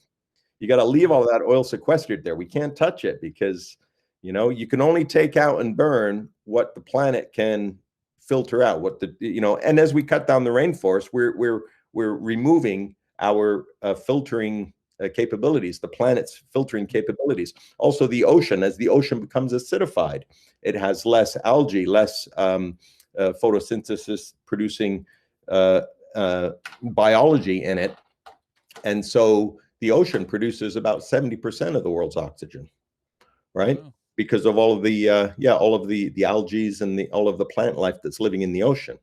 And so it's quite amazing that all of this oxygen that's being produced in because if you think about it, the ocean is 70% of the world's surface. So the other 30% of the world's surface, well, there's mountains, alpine, there's deserts. How much of that is actually vegetation? And certainly as we build big cities like in LA, how much of the surface of LA is, LA was once a desert. The only vegetation there is now what man has planted and is irrigating, artificially. So, so the actual, rainforest is a huge, huge thing. South America is producing a lot of the world's oxygen other than the ocean. But you can't go cutting down the rainforest, because people just don't realize how much oxygen that is, filtering out the CO2 out of the atmosphere and producing the oxygen. For sure. And that's the same thing with all of it. Is so very short-sighted, and it's even with factory farming, it's all we need the food right now, and like kill everything. And that's my main issue. I still think that if you can, like, say I had my own farm or had access to meat that wasn't produced in the way that most meat is, where say you have, like you said, the one cow and the whatever, and then even if you are then killing those animals at the end of every season, it's still a lot less bad than than when we're But buying. it's more of a closed loop, and there's very little waste, and you would use, like I said, you use the wool, and then you would use the hide, and it would be a complete. I know that like now they do in factory farming, they use a lot of the all of the waste goes into either dog food or fertilizer, or there's very little that actually goes to waste. Make glue out of the whatever, but it's like you said, factory farming. It's an industrial mechanism, and it has so much momentum. It has so much lobbying power, because it's a big industry, and to just go in and, but it's, there's a lot of things that people slowly will evolve to saying, well, it's not right. We can't continue that way. There's a lot of things in human history that we just don't do anymore. Even 100 years ago, there was things that we just don't do now. And those people that were in those industries are gone. Even now, there's industries, the film industry, photo processing, where my grandfather worked for 50 years. If he was still working at Kodak now, he'd have to be in the digital world. He had zero skills for digital. I mean, when he retired, 1975 or whatever, I mean, Kodak was still a huge going concern. It was like the Google, the Amazon of the day. It was one of the big billion-dollar multinational companies. Now Kodak is it's just a shell of its former self. It's owned by some other conglomerates. It's really in name only. They do some digital imaging and printing and stuff, but it's not the Kodak of old. It's not the same ownership. It's not. It's basically just a former. And so all of those, an industry that had hundreds of thousands of jobs gone. All of those jobs are now computer jobs and computer hardware. Digital image sensors, digital cameras. You don't see any cameras with the Kodak name on it anymore. And those are the people that founded the industry. The Kodak Brownie in 1903 or 1910, whenever the first, they pioneered the whole industry. They created the whole industry. and now it's gone. So it happens, you That know. they even designed like the first digital camera, and then it became a Exactly. separate department within Kodak, and then it weirdly like cannibalized itself. Right, right. And that's all Yeah. that they do have a small, but it was sold off. I don't know if it was Konica, Minolta, because they're all gone now as well. There was a lot of people that didn't get on the bandwagon, you know, and then there's these newer companies that are, well, obviously Canon, Nikon did very well in the digital age. Sony now is huge, you know. Sony is the real up and coming star in the still photography world, and incredible new cameras, and they've taken a lot of, because everybody wants to do video as well, and the Sony video cameras have for a long time been you know, the leaders in not just recreational amateur but also in professional world, the Sony cameras. And now they're putting all that technology into the new still cameras. The new Sony stuff is just out of this world. And yeah, Yeah, who would that's have right. thought, That's an evolving industry, right? But and to bring it full circle to connect it to the Cove, when we're talking about the meat industry in the U.S. or just in North America, the fact that so much of it is protected by gag laws, and you can't even go in there and film anything, you can't Mhm. produce pictures of it, you can't do any of that. If your industry is propped up by the fact that nobody can film it, then maybe you need to change your industry, and Right, that I totally right, agree with. right, It's I'm sorry, I agree with pushing against that is what I mean. right, right. um it's ludicrous. I mean, my friend recently went vegan as well, and he'll be sharing things on his Instagram, like totally uncensored videos of you know um basically male chicks being thrown in a grinder, and the fact that Yeah, cows in many ways have like access hatches like cut into their sides so that they can get to the stomachs or whatever, and yeah, they use them in like veterinary science, and yeah, is the good part of it, but then they use it for studying the yeah, stomach and throwing things into it and blah blah blah blah blah. yeah. There's a lot of really sketchy things that we don't think about, and frankly, the only reason it can exist is because we don't think about it. And very much like the Cove, if you turn Yeah. away from it, it doesn't exist, right? Right. And anything, once an industry has been built up, you know, you have this industrialized agriculture, and it's a whole industry, and there's a mechanism, it has so much momentum that to change it. And that's why they know that if people see, you know, if the light of day hits some of those aspects of it, that, you know, and they also know that we don't need to eat meat, you know, we can get just all of the protein, vitamins, minerals that we need from plant-based products. Yeah. So there's no need to eat meat. And How do we go forward then? I mean, this isn't necessarily a path I'd intended to go down, but from your perspective, as someone that's dealt really closely with like ocean preservation and dealing with animals and extinction events and that type of stuff, and as a vegan, how would you say, like, how do we pivot that when in the Cove they say, what was it, 70% of the world's population relies on seafood as a right. staple of their life. How do we move away from that? Well, how do we move forward, in your Well, opinion? that's the $64,000 question. You know, if I had an answer to that, we wouldn't be having this conversation because we wouldn't need to. You know, we Yeah. would just saying, "Oh, how was that salad you had for lunch today, Reg?" And you'd be going, "Oh, it was great. You know, the cashew nuts on it were outstanding." We wouldn't even be talking about industrialized farming. But Yeah. you know, kidding aside, I think it's just by having discussions, you know, by being frank and having more discussions and having more people, you know, if you tell two friends and they tell two friends, you know, it's an exponential growth of an idea. And the only thing you can do is, you know, come to the realization yourself, and not by feeling guilty, but just by feeling, you know, not being guilted into it, like, you know, having friends say, oh, you should be a vegan. No, you have to come to the realization yourself. So a lot of times you can't, you know, you don't want to preach to people, you want to, you know, give them facts in a very non-confrontational way, but just to help them to understand what the issues are and how the issues can be resolved by one person making a change.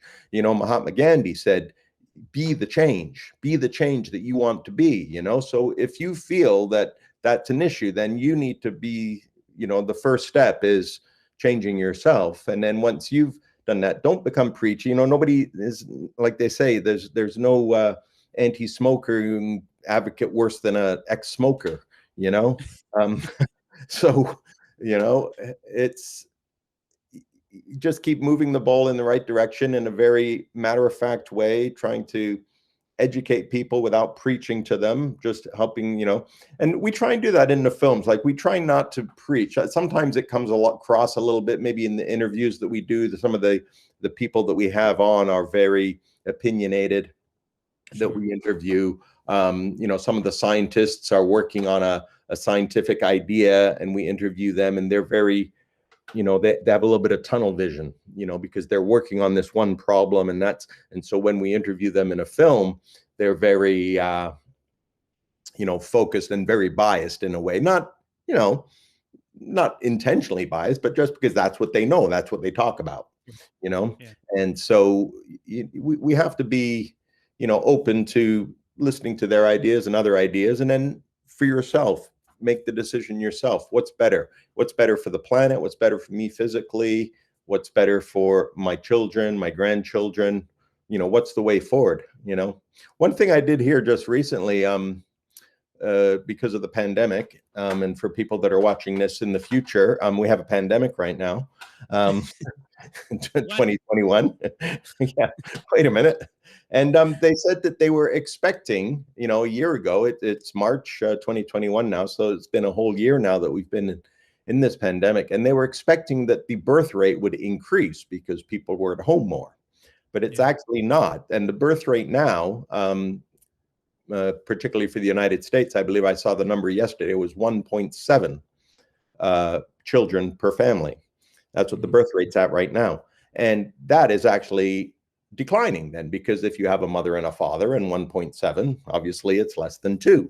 So it's a declining birth rate. And I remember when I was a kid in the 70s, the population explosion, that was, the biggest problem. The planet can't sustain everybody, so a slightly declining birth rate is not a bad thing for the planet. It might help a little bit. And then if we can get ahead of the curve on burning the fossil fuels, and also, now with electric cars becoming much, much more in vogue, and car companies like Volvo by 2024, I believe it was, or 2030. I know by 2024, all of the cars are going to have an electric motor in them. They're not going to be 100% electric cars, but they're not going to sell a car that doesn't have an electric motor in it. So they're all going to have batteries and electric motor, be plug-in hybrid of some type. But by, I believe it's 2030, they're only going to sell electric cars. And a lot of car companies now, like even GM and Chevrolet, are announcing that they're making all electric cars. 20 years ago, that was the taboo. That was the death of a car company. If you tried to sell an electric car, Elon Musk comes along and says, no, you're wrong. And, he buys an old Nissan or Toyota factory in Fremont, California, and starts making cars, and people went, I guess there is a market for them, and so now all the car companies are doing it. Volvo's one of the, on the bleeding edge, kind of putting their toe in the water first, but all of the other car companies are following, and it's so such a huge thing, and again, especially with, especially, I don't know, around where I live, and even Western Canada, and in a lot of ways, it's a very it's becoming almost like an Americanized individualism sort of. I don't care about that because it doesn't affect me, or I only care about that because it affects me, right, instead of thinking more broadly of what the future implications of that might be for other people. It's all about me. right, And even with meat and that type of industry, it really feels a lot. I know a lot of people that, and I understand it on some degree. If you think that humans aren't in the same class as quote animals, then it's easy to say, well, it's fine. We can just kill them. That's what they're here for. We're supposed to eat them, and that's our entire thing, right. right? It's super. I get the path towards that outcome, um, but we need to get to the point where I agree. Humans Yeah, are animals. We're just smart animal. Well, relatively smart yeah, animals, right. whether or not we're Right. actually We have smart or not. opposable thumbs. Yeah, So, big but brains. you make a good point, and that was kind of boiled down. I don't know who coined the phrase, but it was kind of the environmental movement would always say, think act locally but think globally, and so it's like what you're saying, that people, they see their local environment around them and they do act locally, but they act locally. Oh, well, I'm just eating one steak. What harm can it do to the planet? I just want to barbecue. I got my friends over in the backyard. It's just a few of us. We're going to grill a few steaks. They are acting locally, and they don't see that the bigger implication is, well, that steak came from a factory farm that had to grow corn in Iowa and then ship the corn to, Texas or Calgary, wherever the corn went. And then, all these trains and trucks that are moving all of this stuff around to get that steak to your door. It's got a pretty huge carbon footprint. And it's not doing you any favors by eating the steak. You might think that, oh, it's a good source of protein. Well, your body has to process that. And, if you ate steak every day, you're going to get heart disease. There's no question about it. No question about it. It's a scientific fact, so you do have to limit, because your body cannot, you're not like a dog. A dog can eat steak every day because its metabolism and its biology has evolved for it to be able to do that. We cannot do that. We have to really limit it. And, ideally, if you limit it to zero, it's your body says, oh, well, this, I don't even have to deal with any of it. And the planet doesn't have to deal with the carbon footprint of getting that steak grown into a full-size cow and then slaughtered and then put on a truck and shipped in a refrigerated truck to your grocery store where it's refrigerated. And the carbon footprint of that steak's huge. And people don't think of that. They just think about, oh, I'm in the backyard. I got a few beers with my friends and we're grilling, Well, even fundamentally, if you don't think that climate change is an issue, which a lot of people don't, then again, it's easy to justify to say, fuck, why wouldn't I buy my giant jacked up truck and drive all over the place? And why would I ever go green? And then it becomes a political issue, right? Which is annoying.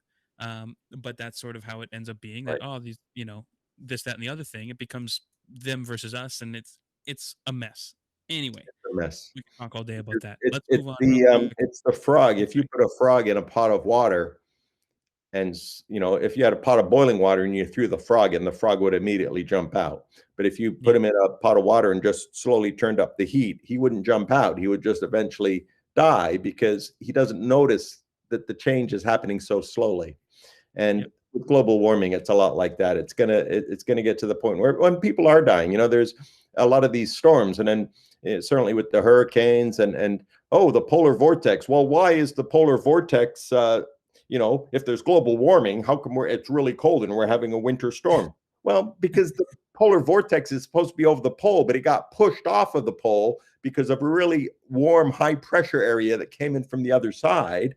And it's moved the weather pattern, and now that cold air was supposed to be over the North Pole has slid down over New York City. It's not supposed to be over New York City, But then we have politicians here in the United States, particularly last 4 years. There was a gentleman that this was his argument. It's like, well, why is there a snowstorm then if there's global warming? Yeah. And it's because you don't understand how it works. On average, it's warmer everywhere. The average temperature, it's the hottest summer we've ever had. You can still have a storm in the winter, but they pick one thing. You want to pick one statistic and then base your whole argument on one statistic. The sample size is too small. You can't say, well, to go to the veganism argument, people say, well, there's a guy in Bulgaria that lived to 112 and he ate meat every day. It's like, okay, so you're basing your whole argument on a sample size of one person. Why don't we take an average of everybody that eat meat every day of their life and see what the average lifespan of them is? I'm sure it's not 110, but they're gonna hang their hat on the argument that there's a guy in Bulgaria that's 110 and ate meat every day. Okay, well, you can't. Well, it's the same thing. I've heard arguments against seatbelts for the same thing, to say I was in an accident, or my buddy was in an accident and he wasn't wearing a seatbelt and he was fine, or he got flung from the car and because he got flung, he survived. Blah blah blah. All these random things. Or my grandpa smoked till he was 97 years old, so it must not have killed him. And it's like a sample size of one. You cannot. A sample size of one is not. It's not a valid database of data. Not usually, no. It's it's problematic. it's hard. Being in the world today is hard because, especially with social media, people latch on to that one anecdote or that one meme and that one story. They see the Yeah. headline and they're like, "Yes, that Like rings the bell in it's my like head." talking to two idiots, you know? Yeah, like this, like this right there. Yeah. Speaking of which, I was supposed to mention, I forgot. There's just normally a second co-host, but he was unable to make it. His wife is ill. So So we're down an you're the idiot. today. Yeah, you're the idiot today. Well, I'm sure there's a lot of meat eaters going, "Yep." Oh, there will definitely be some pushback for sure. Um, but who But cares? That's and the whole again, point. you know, kidding aside, you know, I don't want to kid the meat eaters. You know, it's not about, you know, it's fine. You want to eat meat, fine. Just be aware of Yeah, what the issues are, and be aware that if you do go with a plant, like now, some of I had a Beyond Burger the other day, and again, there are people that are even pushing back on some of these Beyond Meat and these artificial meat products. Um, Certainly the ones that are grown in a lab, you know, these artificial meats that are kind of produced in a petri dish. But some of the ones that are just made from plant-based products, and you know, even if you have a black bean burger instead of a, you know, yeah, you go and have a black bean burger with a piece of vegan cheese, you know, a piece of cheese made out of cashew nuts, stuff like this. Honestly, yeah, you jazz, but some I'm of not it a fan of cheese. you would not know the difference. You honestly would That's not true. know the difference. Yeah, And then, that you know, you can, you know, with a tomato on it, and you know, there's vegan mustards, you know, and mustard is a seed, you know, mustard is a plant-based thing. You can just mush this mustard seed up with some vinegar, a little bit of salt, mush it up, and you make mustard that way. You don't have to put any dairy products in it, you yeah, know. So maybe a little bit of nuts, a little bit of cashews. I know you're poo-pooing the yeah. cashew, but you make No, no, I mustard love like this. cashews. I just Right, don't particularly like vegan cheese as a right. rule. Well, you haven't I've had had the right vegan cheese.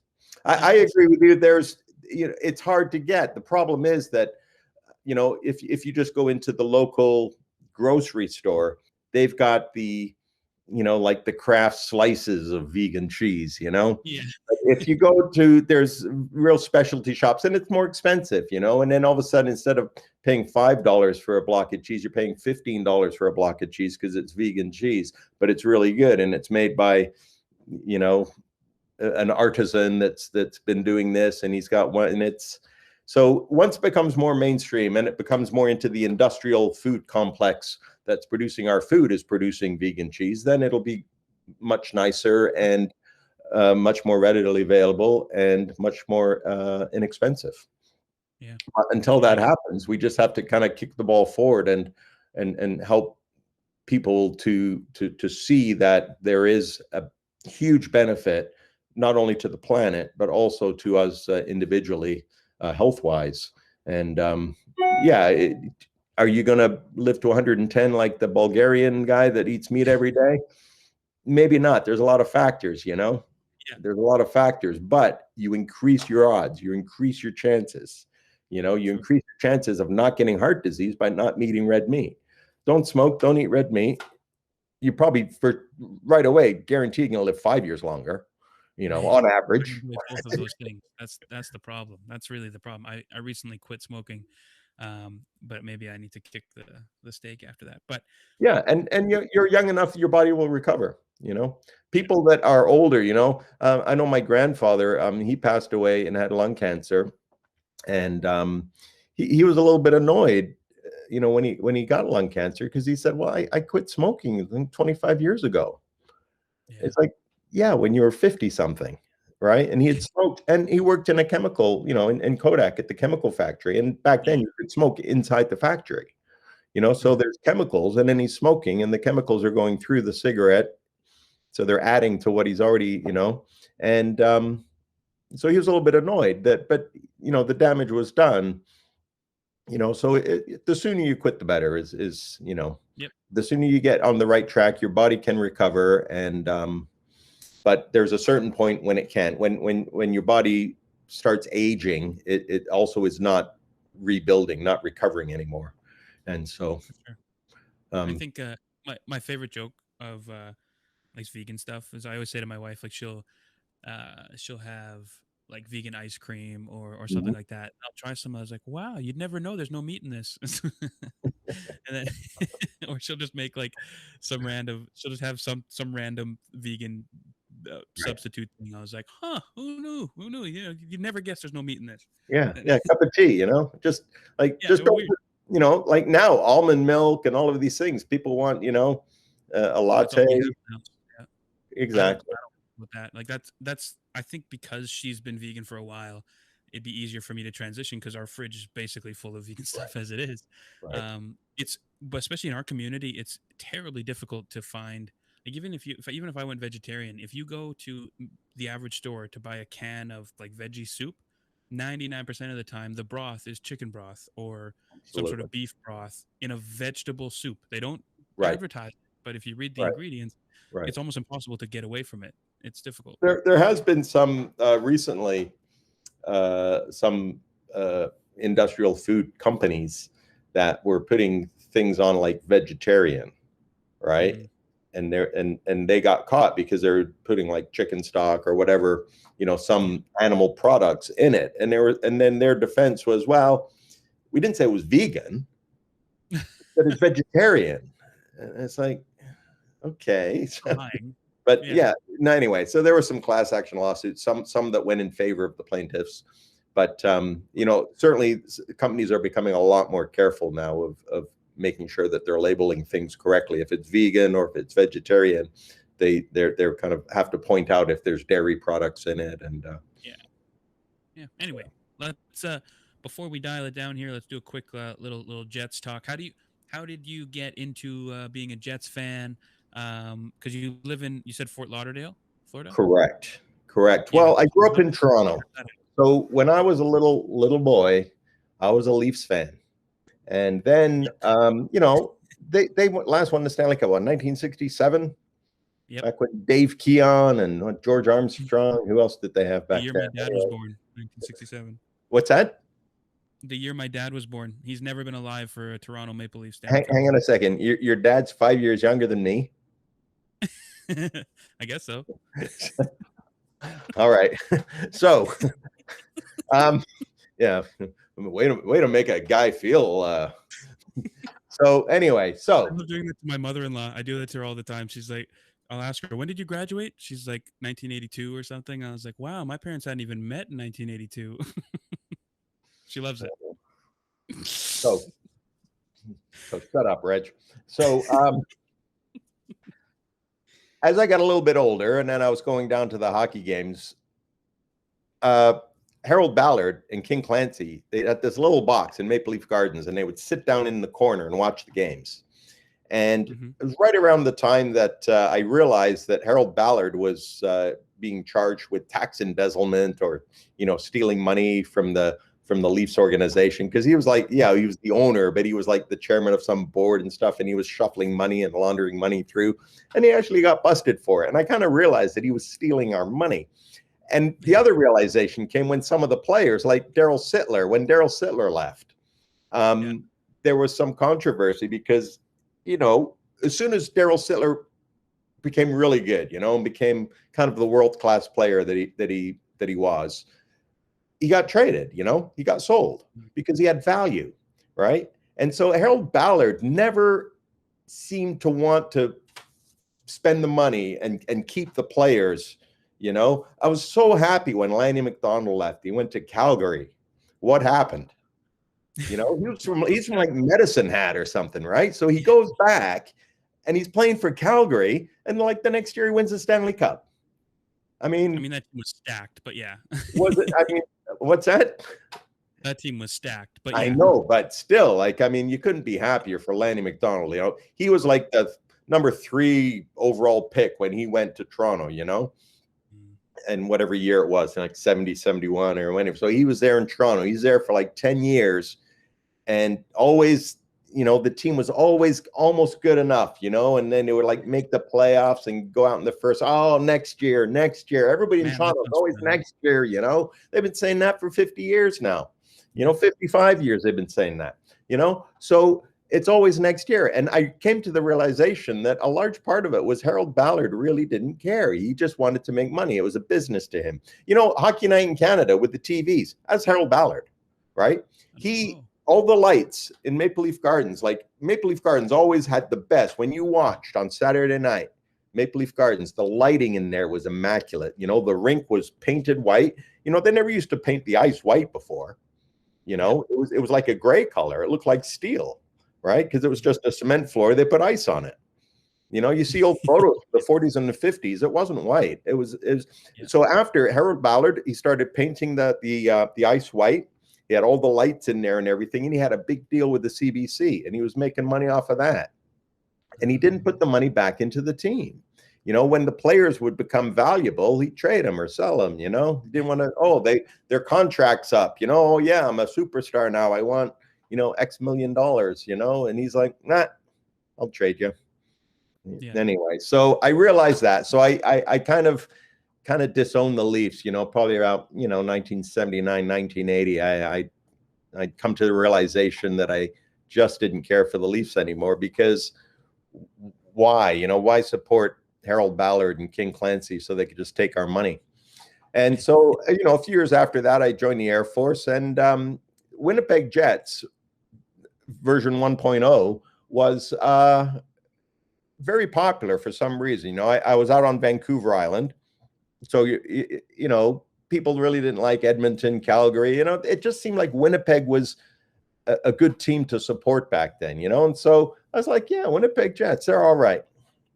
And then they were gone, and they went off to Arizona, and I was sailing around the world, so I really didn't follow hockey much. I really didn't have a team. And then I was back here in Fort Lauderdale. I got married to my wife, Marcy, in 2010.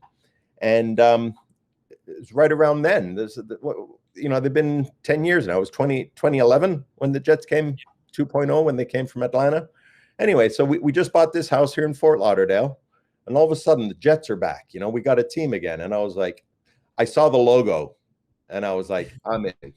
I'm all in for the new Winnipeg Jets. From day one, it was like, yep, I'm a hockey fan. Because I started going to games here watching the Florida Panthers. And back then, well, they're good this year. Don't poo-poo them. They got Bobrovsky and they got Quinville behind the bench. They're doing okay this year. But and it's fun. I tell you, we go to games there. We'll look on NHL Ticket Exchange, at 6:00, and I'll say to Marcy, "You want to go to the hockey game? Oh, is there any good seats left?" I'm like, there's a pair in the lower bowl. They're kind of expensive though. They're $60 each. Oh, is there anything cheaper? And I'm like, well, there's like 15 throw at the blue line, and they're $50. What you going? Oh my God. Yeah, but the beer's $15 each. We're gonna end up spending $200 for the whole night. I'm like, yeah, well, my buddy in Toronto, he spends $250 for the nosebleed, for one seat in the nosebleed. Yeah. So, she's like, oh, okay. Oh, when it used to be free parking, they start charging us $20 for parking, and it's like, oh, it's outrageous, So we get in the car, we drive out there, and for $60 or $50 a seat and a couple of $15 beers and $20 parking, you go to the hockey game. It's great fun, yeah. So my favorite joke was during when the league started back up. Everyone kept making the jokes that the Florida team's already ready. They haven't had fans in the stadium for 10 years. So right. Well, I was making that joke with Dale too, because we're at 25% capacity, and they showed a picture of the stands, right? Because all season they've been having fans in the stands here.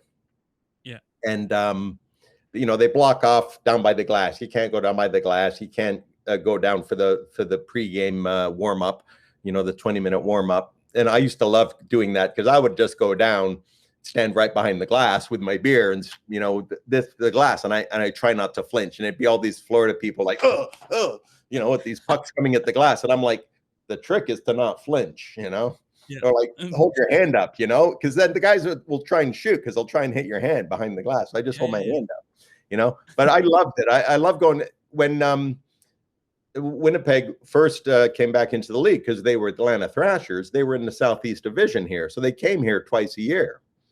Yeah. And so I go to both games here. There's some great clips on the internet of me in my Liney jersey,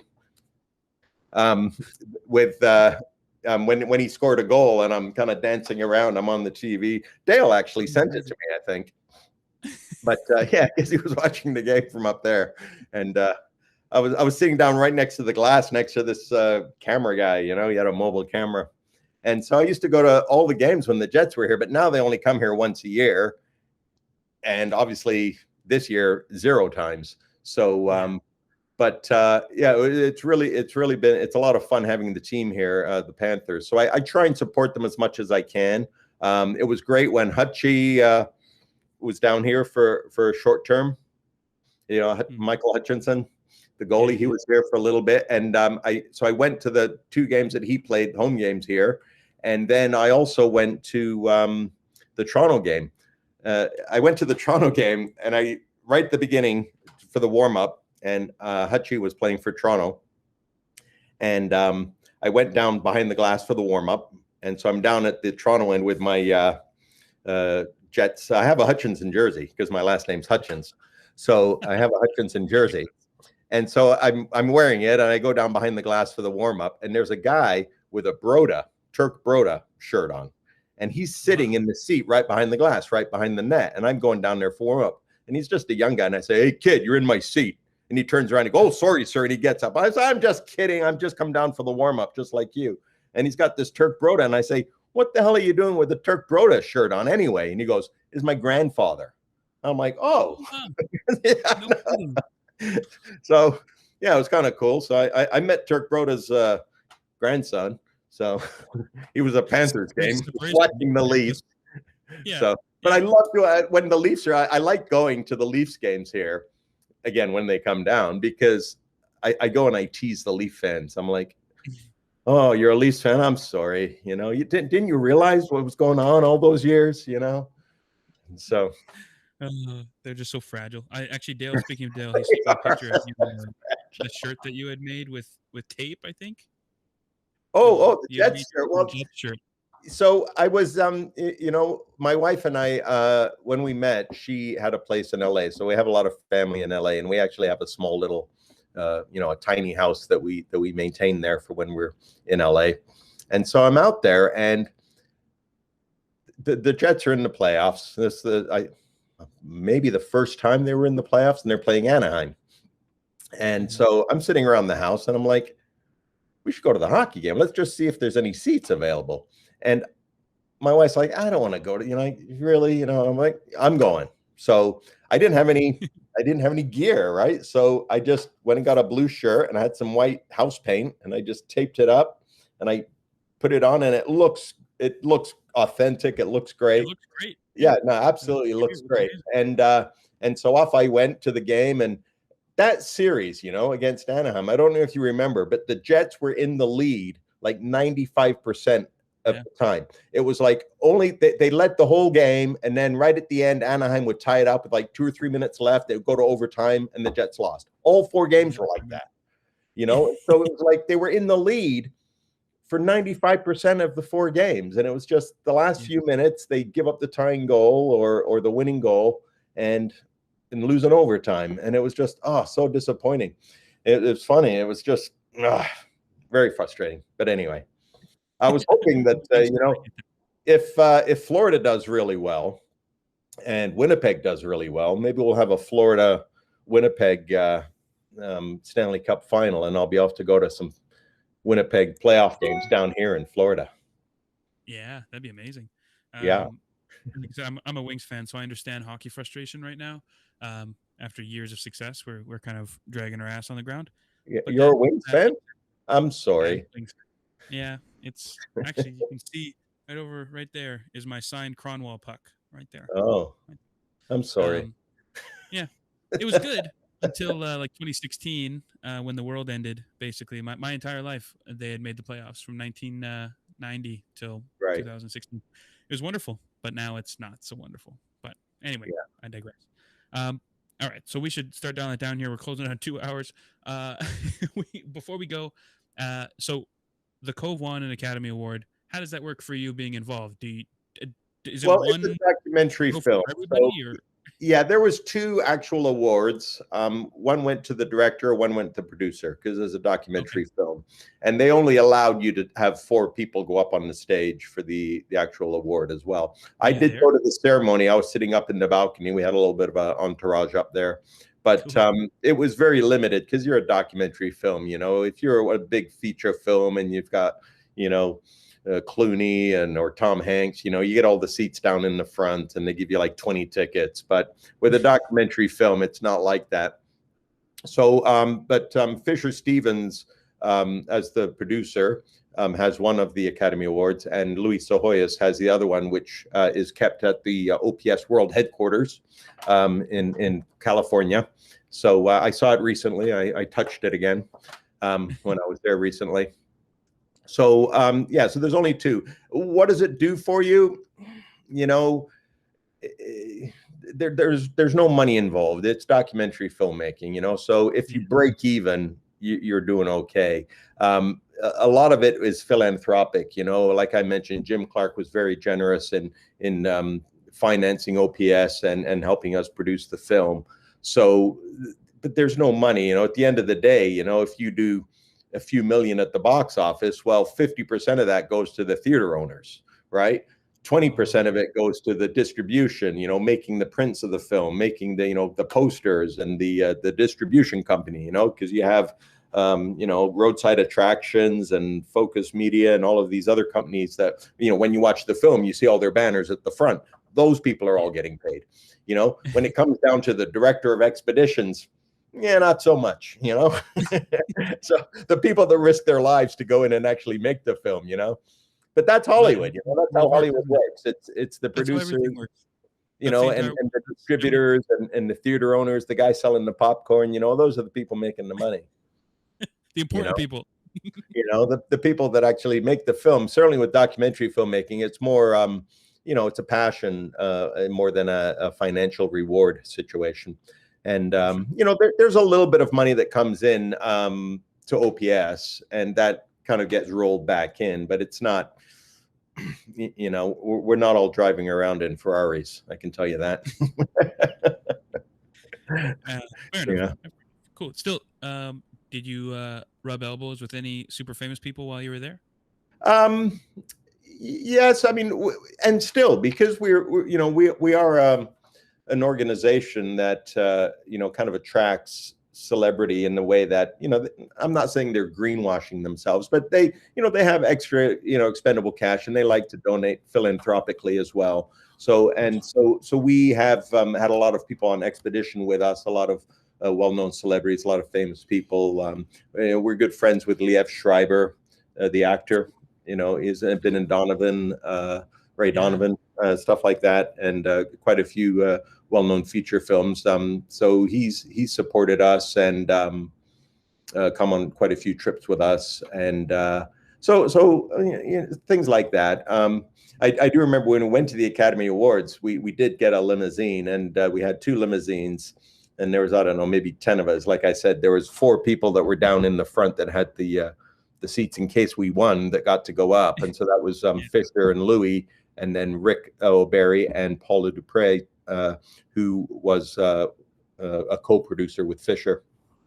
And so those 4 were down in the front, and we had a little bit of an entourage up in the balcony where I was. And so we had 2 limousines, and when we got out of the limousines, they drop you off right there, and there's, you know, little grandstands, and there's all these people there, and, you know, people buy tickets to sit there and watch all the celebrities come in. And I had my nice tuxedo on, I had a haircut, shaved, you know, and I get out of the limousine and I'm waving and I can see people going, oh, who is that? Who is that? He looks familiar. And I'm waving, like I'm pointing, you know, pointing and waving. Yeah. You know, and people are like, he looks famous. Yeah, he's got a nice tuxedo. He must be, you know, he must be somebody. And so that was my best moment, was just walking the red carpet and pretending like I owned it. That's amazing.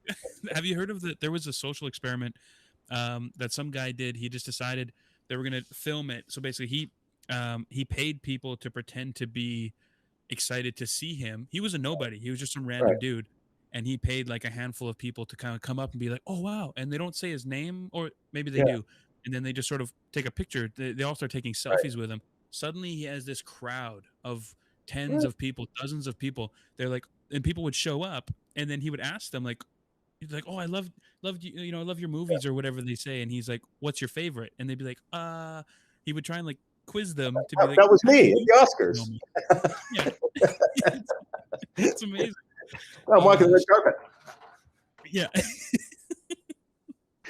just makeup. Yeah, just own People it. had no, They make but it. Yeah, yeah, it's great fun though. Like it, the best. I think the best experience was Moondog and I went to Blue Ocean Film Festival in Savannah, and we were doing a lot of the film festivals at the time. So, between Sundance and trying to get distribution for the film, we were doing a lot of the, you do the film festival circuit, and you're trying to get distribution, you're trying to get a lot of people to see the film, and we were doing some of the the Oceanic type film festivals as well. And so when we showed up there, we were a pretty one of the more expensive productions, because a lot of the productions that go to these Oceanic Film Festivals, they're kind of educational films, films operating on much smaller budgets, and even shorts, a lot of short films that are people that are making to try and highlight particular issues with the ocean and stuff. And so Louis was busy, and we're all busy going to different film festivals. But Louis said, well, why don't you and Moondog go to this one? Because it's a lot of your crowd with the diving crowd. And from South Florida, we just drove up to Savannah, Georgia. It's like a 6-7 hour drive.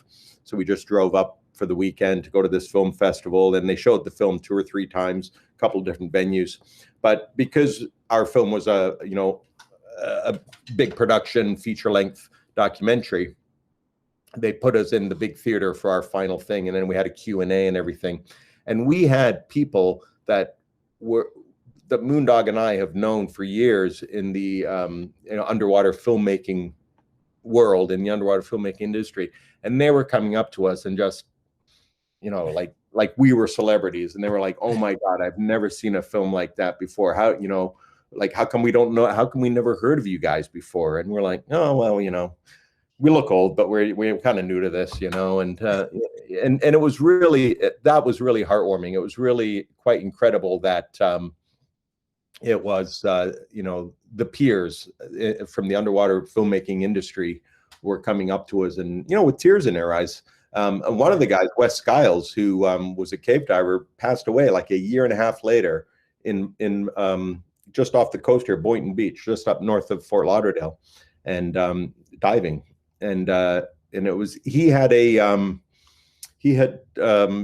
explored some caves in Bahamas, and he had written an article for National Geographic magazine, and he had the cover on National Geographic magazine of a photograph that he had taken in a cave in Bahamas, and he passed away just before it came out.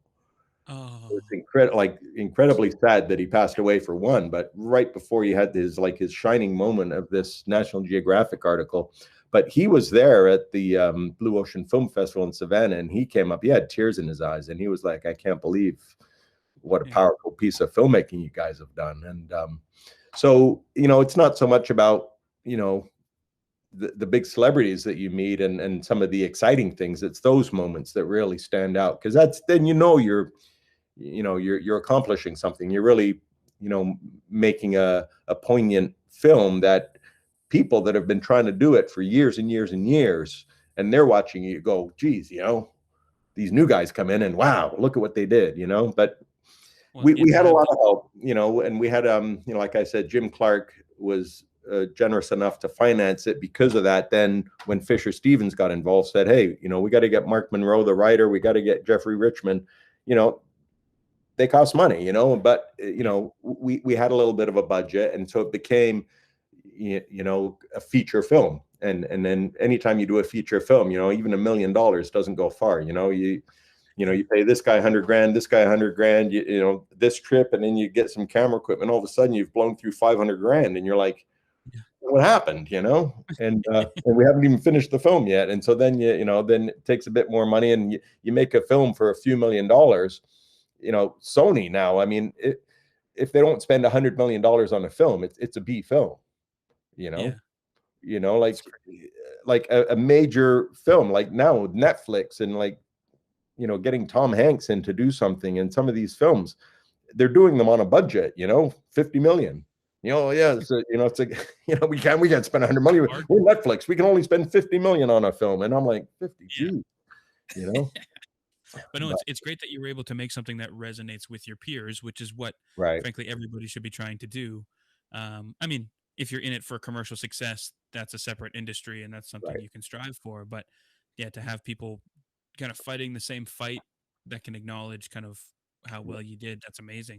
And I think commercial success, in a way, the Cove was a commercial success in the sense that it didn't make us money, but it enabled the Oceanic Preservation Society to now we got credibility. We have, when we go and do stuff now, people are like, oh yeah, Louis and Simon are here. Yeah, Yeah. it's we people realize that we kind of know what we're doing, and that we're not just and following it up with Racing Extinction was very good. We've got some other stuff planned now too. Louis and I are even though Louis's been doing some other projects recently, the last 5 years or so, Game Changers and a couple of other things that he's working on. We've got some stuff that we're working on together that hopefully in the next year or so is going to be almost as exciting as the Cove. I don't think anything will eclipse that, just from, when I say exciting for us and exciting for, the visual imagery, but, the actual, we really captured lightning in a bottle there, and I think Fisher Stevens, when he saw our B-roll and he said, "That's your fucking movie," that was, that was the genius of that Fisher brought into it. And he said, "I know just the guy to rewrite, this." And that was Mark Monroe. He came in and kind of rewrote, this scene goes here, this scene goes here, and Jeffrey Richmond came in and edited it together, and then it became the cohesive thing. We got Jay Ralph to come in and do the music, so that was an original score that Jay Ralph did, and that was done after the movie had been put in that form by Mark Monroe and Jeffrey Richmond. So it's a real process, it's yeah, and to do that again, to have all of those elements come together like that, that's it's real magic, and it's hard to get that magic. But we've got some other ideas. Louis and I are working on some stuff right now that we think will be visually just blow people away, and that's really what we want to do now. And so we don't want to be a one-trick pony. You don't want to just go in. Racing Extinction was a little bit of that element where you're activist environmentalists, where you're going in and trying to get a little bit covert behind the scenes. And with Racing Extinction, going to China and doing the which kind of ties into this whole pandemic thing, because in Racing Extinction, going to China and going into the shark fin markets and stuff, these markets in Japan where they're having all of this, in China, they have these wet markets where you go and you can buy, oh, you want to eat a peacock? Yeah, there's a market you go to, and they have all these animals in these markets, and that's where people will eat bats, or they want to buy live bats because of some medicinal purposes. Oh yeah, we're going to eat the bat gallbladder or whatever it is, So they have bats in this market, right? And they think that the virus went from the bat to the pangolin, which the pangolin's this weird. It's kind of like an armadillo kind of mammal marsupial thing, and it's a kind of an odd little creature. But that's where they're thinking that the genesis of this current coronavirus originated in the wet markets of China. And so, there's a little bit of our MO is to kind of go in and do that, sneaking around and revealing behind the curtain thing. But we've got some other stuff that we want to try and branch out a little bit from that in these next projects. So no, awesome. And I don't want to cut you short, but I'm gonna wet myself. So let's let's say, what do you have? Obviously the OPS website. Are there other things that you like, maybe social media plugs or website plugs, or anything you want to plug before we stop? Well, just the www.opsociety.org. So Oceanic Preservation Society was a lot of typing, so we just have opsociety.org, Yeah. all one word. And with these new projects that we're starting to work on right now, that Louis and I have been working for the last 6 months on pretty heavily, starting to come together, we will be introducing a new Instagram page, and but also on, you can just look at Oceanic Preservation Society on Facebook and also Instagram. There's also Racing Extinction has an Instagram page as well, and we'll be introducing a new Instagram page for our new projects as well. But all of that will be featured on the opsociety.org webpage as well. We'll definitely plug it in the show notes and try and direct people towards it, because I have to say that movie's uh, amazing and traumatizing and powerful and important, and it's frankly it's good movie fun, if we're being honest. Like it's Absolutely. I, I compelling. I couldn't agree with you more. And I hate when the interviewee says that. It's like when you watch CNN and CNN's not biased, and then the host says something and the guest says, "I couldn't agree with you more."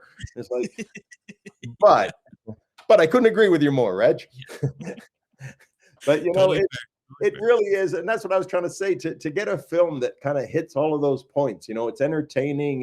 It inspires people to be the change. It inspires so many emotions in you, and like I said, when we get down to that low emotion, we don't leave you there. We bring you back up. There's so many things happening in a documentary film. It was really unique. It was really a special thing to be part of, and it was very, very exciting. And hopefully some of our new projects are going to touch on some of that and take it to a different level. But like I said, that is one of a kind film. So if you haven't seen The Cove, it is a unique film.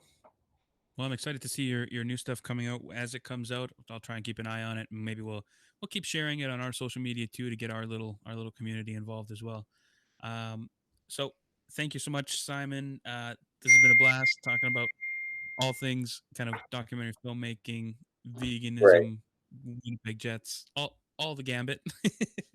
Thanks for joining us. Yeah. Harold Ballard even got in the conversation. Imagine that. Yeah, and Turk Uh, Broda of all people. What are the odds? yeah. People are Googling Turk Broda right now. Yeah. We are tangential. If we're anything, we're tangential here. So it's been fun. We're good. All right. Well, thank you Awesome. very much, Reg, and say hello to the other idiot for me. I will. I will. Randy says hi. All right. All right. Cheers, man. Let's keep in touch. See you later. Okay. Bye-bye. Bye.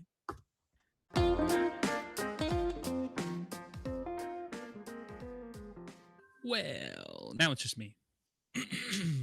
I hope you folks all enjoyed that. It was what a guy. He's definitely lived an exciting life, and I can't stress enough. Everybody needs to watch The Cove. If you watch Blackfish, which most people are familiar with, the story of the orcas and just orcas in captivity and the horrific nature of that, and the issues with SeaWorld and other organizations, which we get into in this episode. Then you'll definitely the Cove will resonate with you. I think it's like I mentioned in the episode, it's powerful, it's compelling, it's interesting, it's a good movie in and of itself. It's just extra powerful because it's true. Um, so hope you definitely check it out. It's streaming on Amazon Prime for sure. I don't know if any other streaming services. Um, like Simon mentions, go to opsociety.org to check out their other work, like Racing Extinction and other projects in the work, and see their team and contact and get involved if this is a something that you're into. But that said, thank you for listening. Hope you enjoyed. And like I said, unfortunately, Randy wasn't able to make it here, which is always a bummer. But the guy's at home being a dad, so you know, slightly more important than podcasting, I suppose. It's close. It's close. It's a close second, I'd say. But anyway, Randy wasn't here, so we thank you all for listening. My stupid computer logged me out here, so I need to quickly get into something. Okay, so I got in here. Um, find us on social media as well as the OPS. Follow them. Um, but also, you can find the Two Idiots Podcast on Instagram at Two Idiots Podcast. On Facebook, search for the Two Idiots Podcast. On Twitter, we're Two Idiots Show. On YouTube, if you're not already watching this, just search for the Two Idiots Podcast. Look for our logo and join the fun. Also, send us an email if you want to get in contact. That's how we were just chatting with. Oh, shit's falling out of my pockets. That's how we got in contact with Simon via our email, doubleidiotspodcast@gmail.com. You can reach out to us too. Please do. We'd love to hear from everybody that's listening. Send us a message on social media. Text us if you have our number. DM us on all the things. Send us an email. If you have anything you want us to touch on, or you want to just say hi, or that type of stuff. If you want to help support the show on a more specific level, go to patreon.com/2idiotspodcast and join up for as little as $3 a month. You get bonus content. There's different tiers. You get different perks at each tier. You get merch. You get entered into draws. You get, voting rights. You get to get all the extra stuff that being a tip fan gets you. And from the $7 tier and above, you get included in our Idiot Hall of Fame. The Hall of Fame, the important people, the best of the best, the biggest supporters of the tip, they get included in the Idiot Hall of Fame. Our current members are as follows: Mr. Brian Moore, thank you so much. Drew McDonald, good friend, good pal, thank you, sir. Kayla Lumberg, on behalf of her and Jordan Peters, are also supporting the show. Thank you, folks. And Danny Dewick. Yeah, thank you. So if this is something that you feel like supporting, but please don't feel obligated, as long as you're listening, that's all we ask. But if you feel like throwing a couple of nickels towards a couple of idiots, please do. Patreon.com/2idiotspodcast. Or you can get yourself some Two Idiots merch by going to teespring.com/stores/2-idiots-podcast. You can rep the brand. We're working on some new designs that'll go up in the store hopefully soon. So keep an eye on it. Go to the website, get yourself a mug, a shirt, a sweater, all that stuff. We'd appreciate it. So, folks, without further ado, hope you enjoyed. This one was a long one, but I think there's a lot of meat on the bones. No pun intended. Yeah, there's a lot there. So keep fighting the good fight, folks. Everybody at OPS, wish you all the best. Continue your filmmaking, and let's all try and treat each other a little bit better. Treat the environment a little bit better. Let's work together. All right, folks. Thank you for listening. Hope you have a good day. Excuse me. Hope you enjoyed. And cheers. We love you.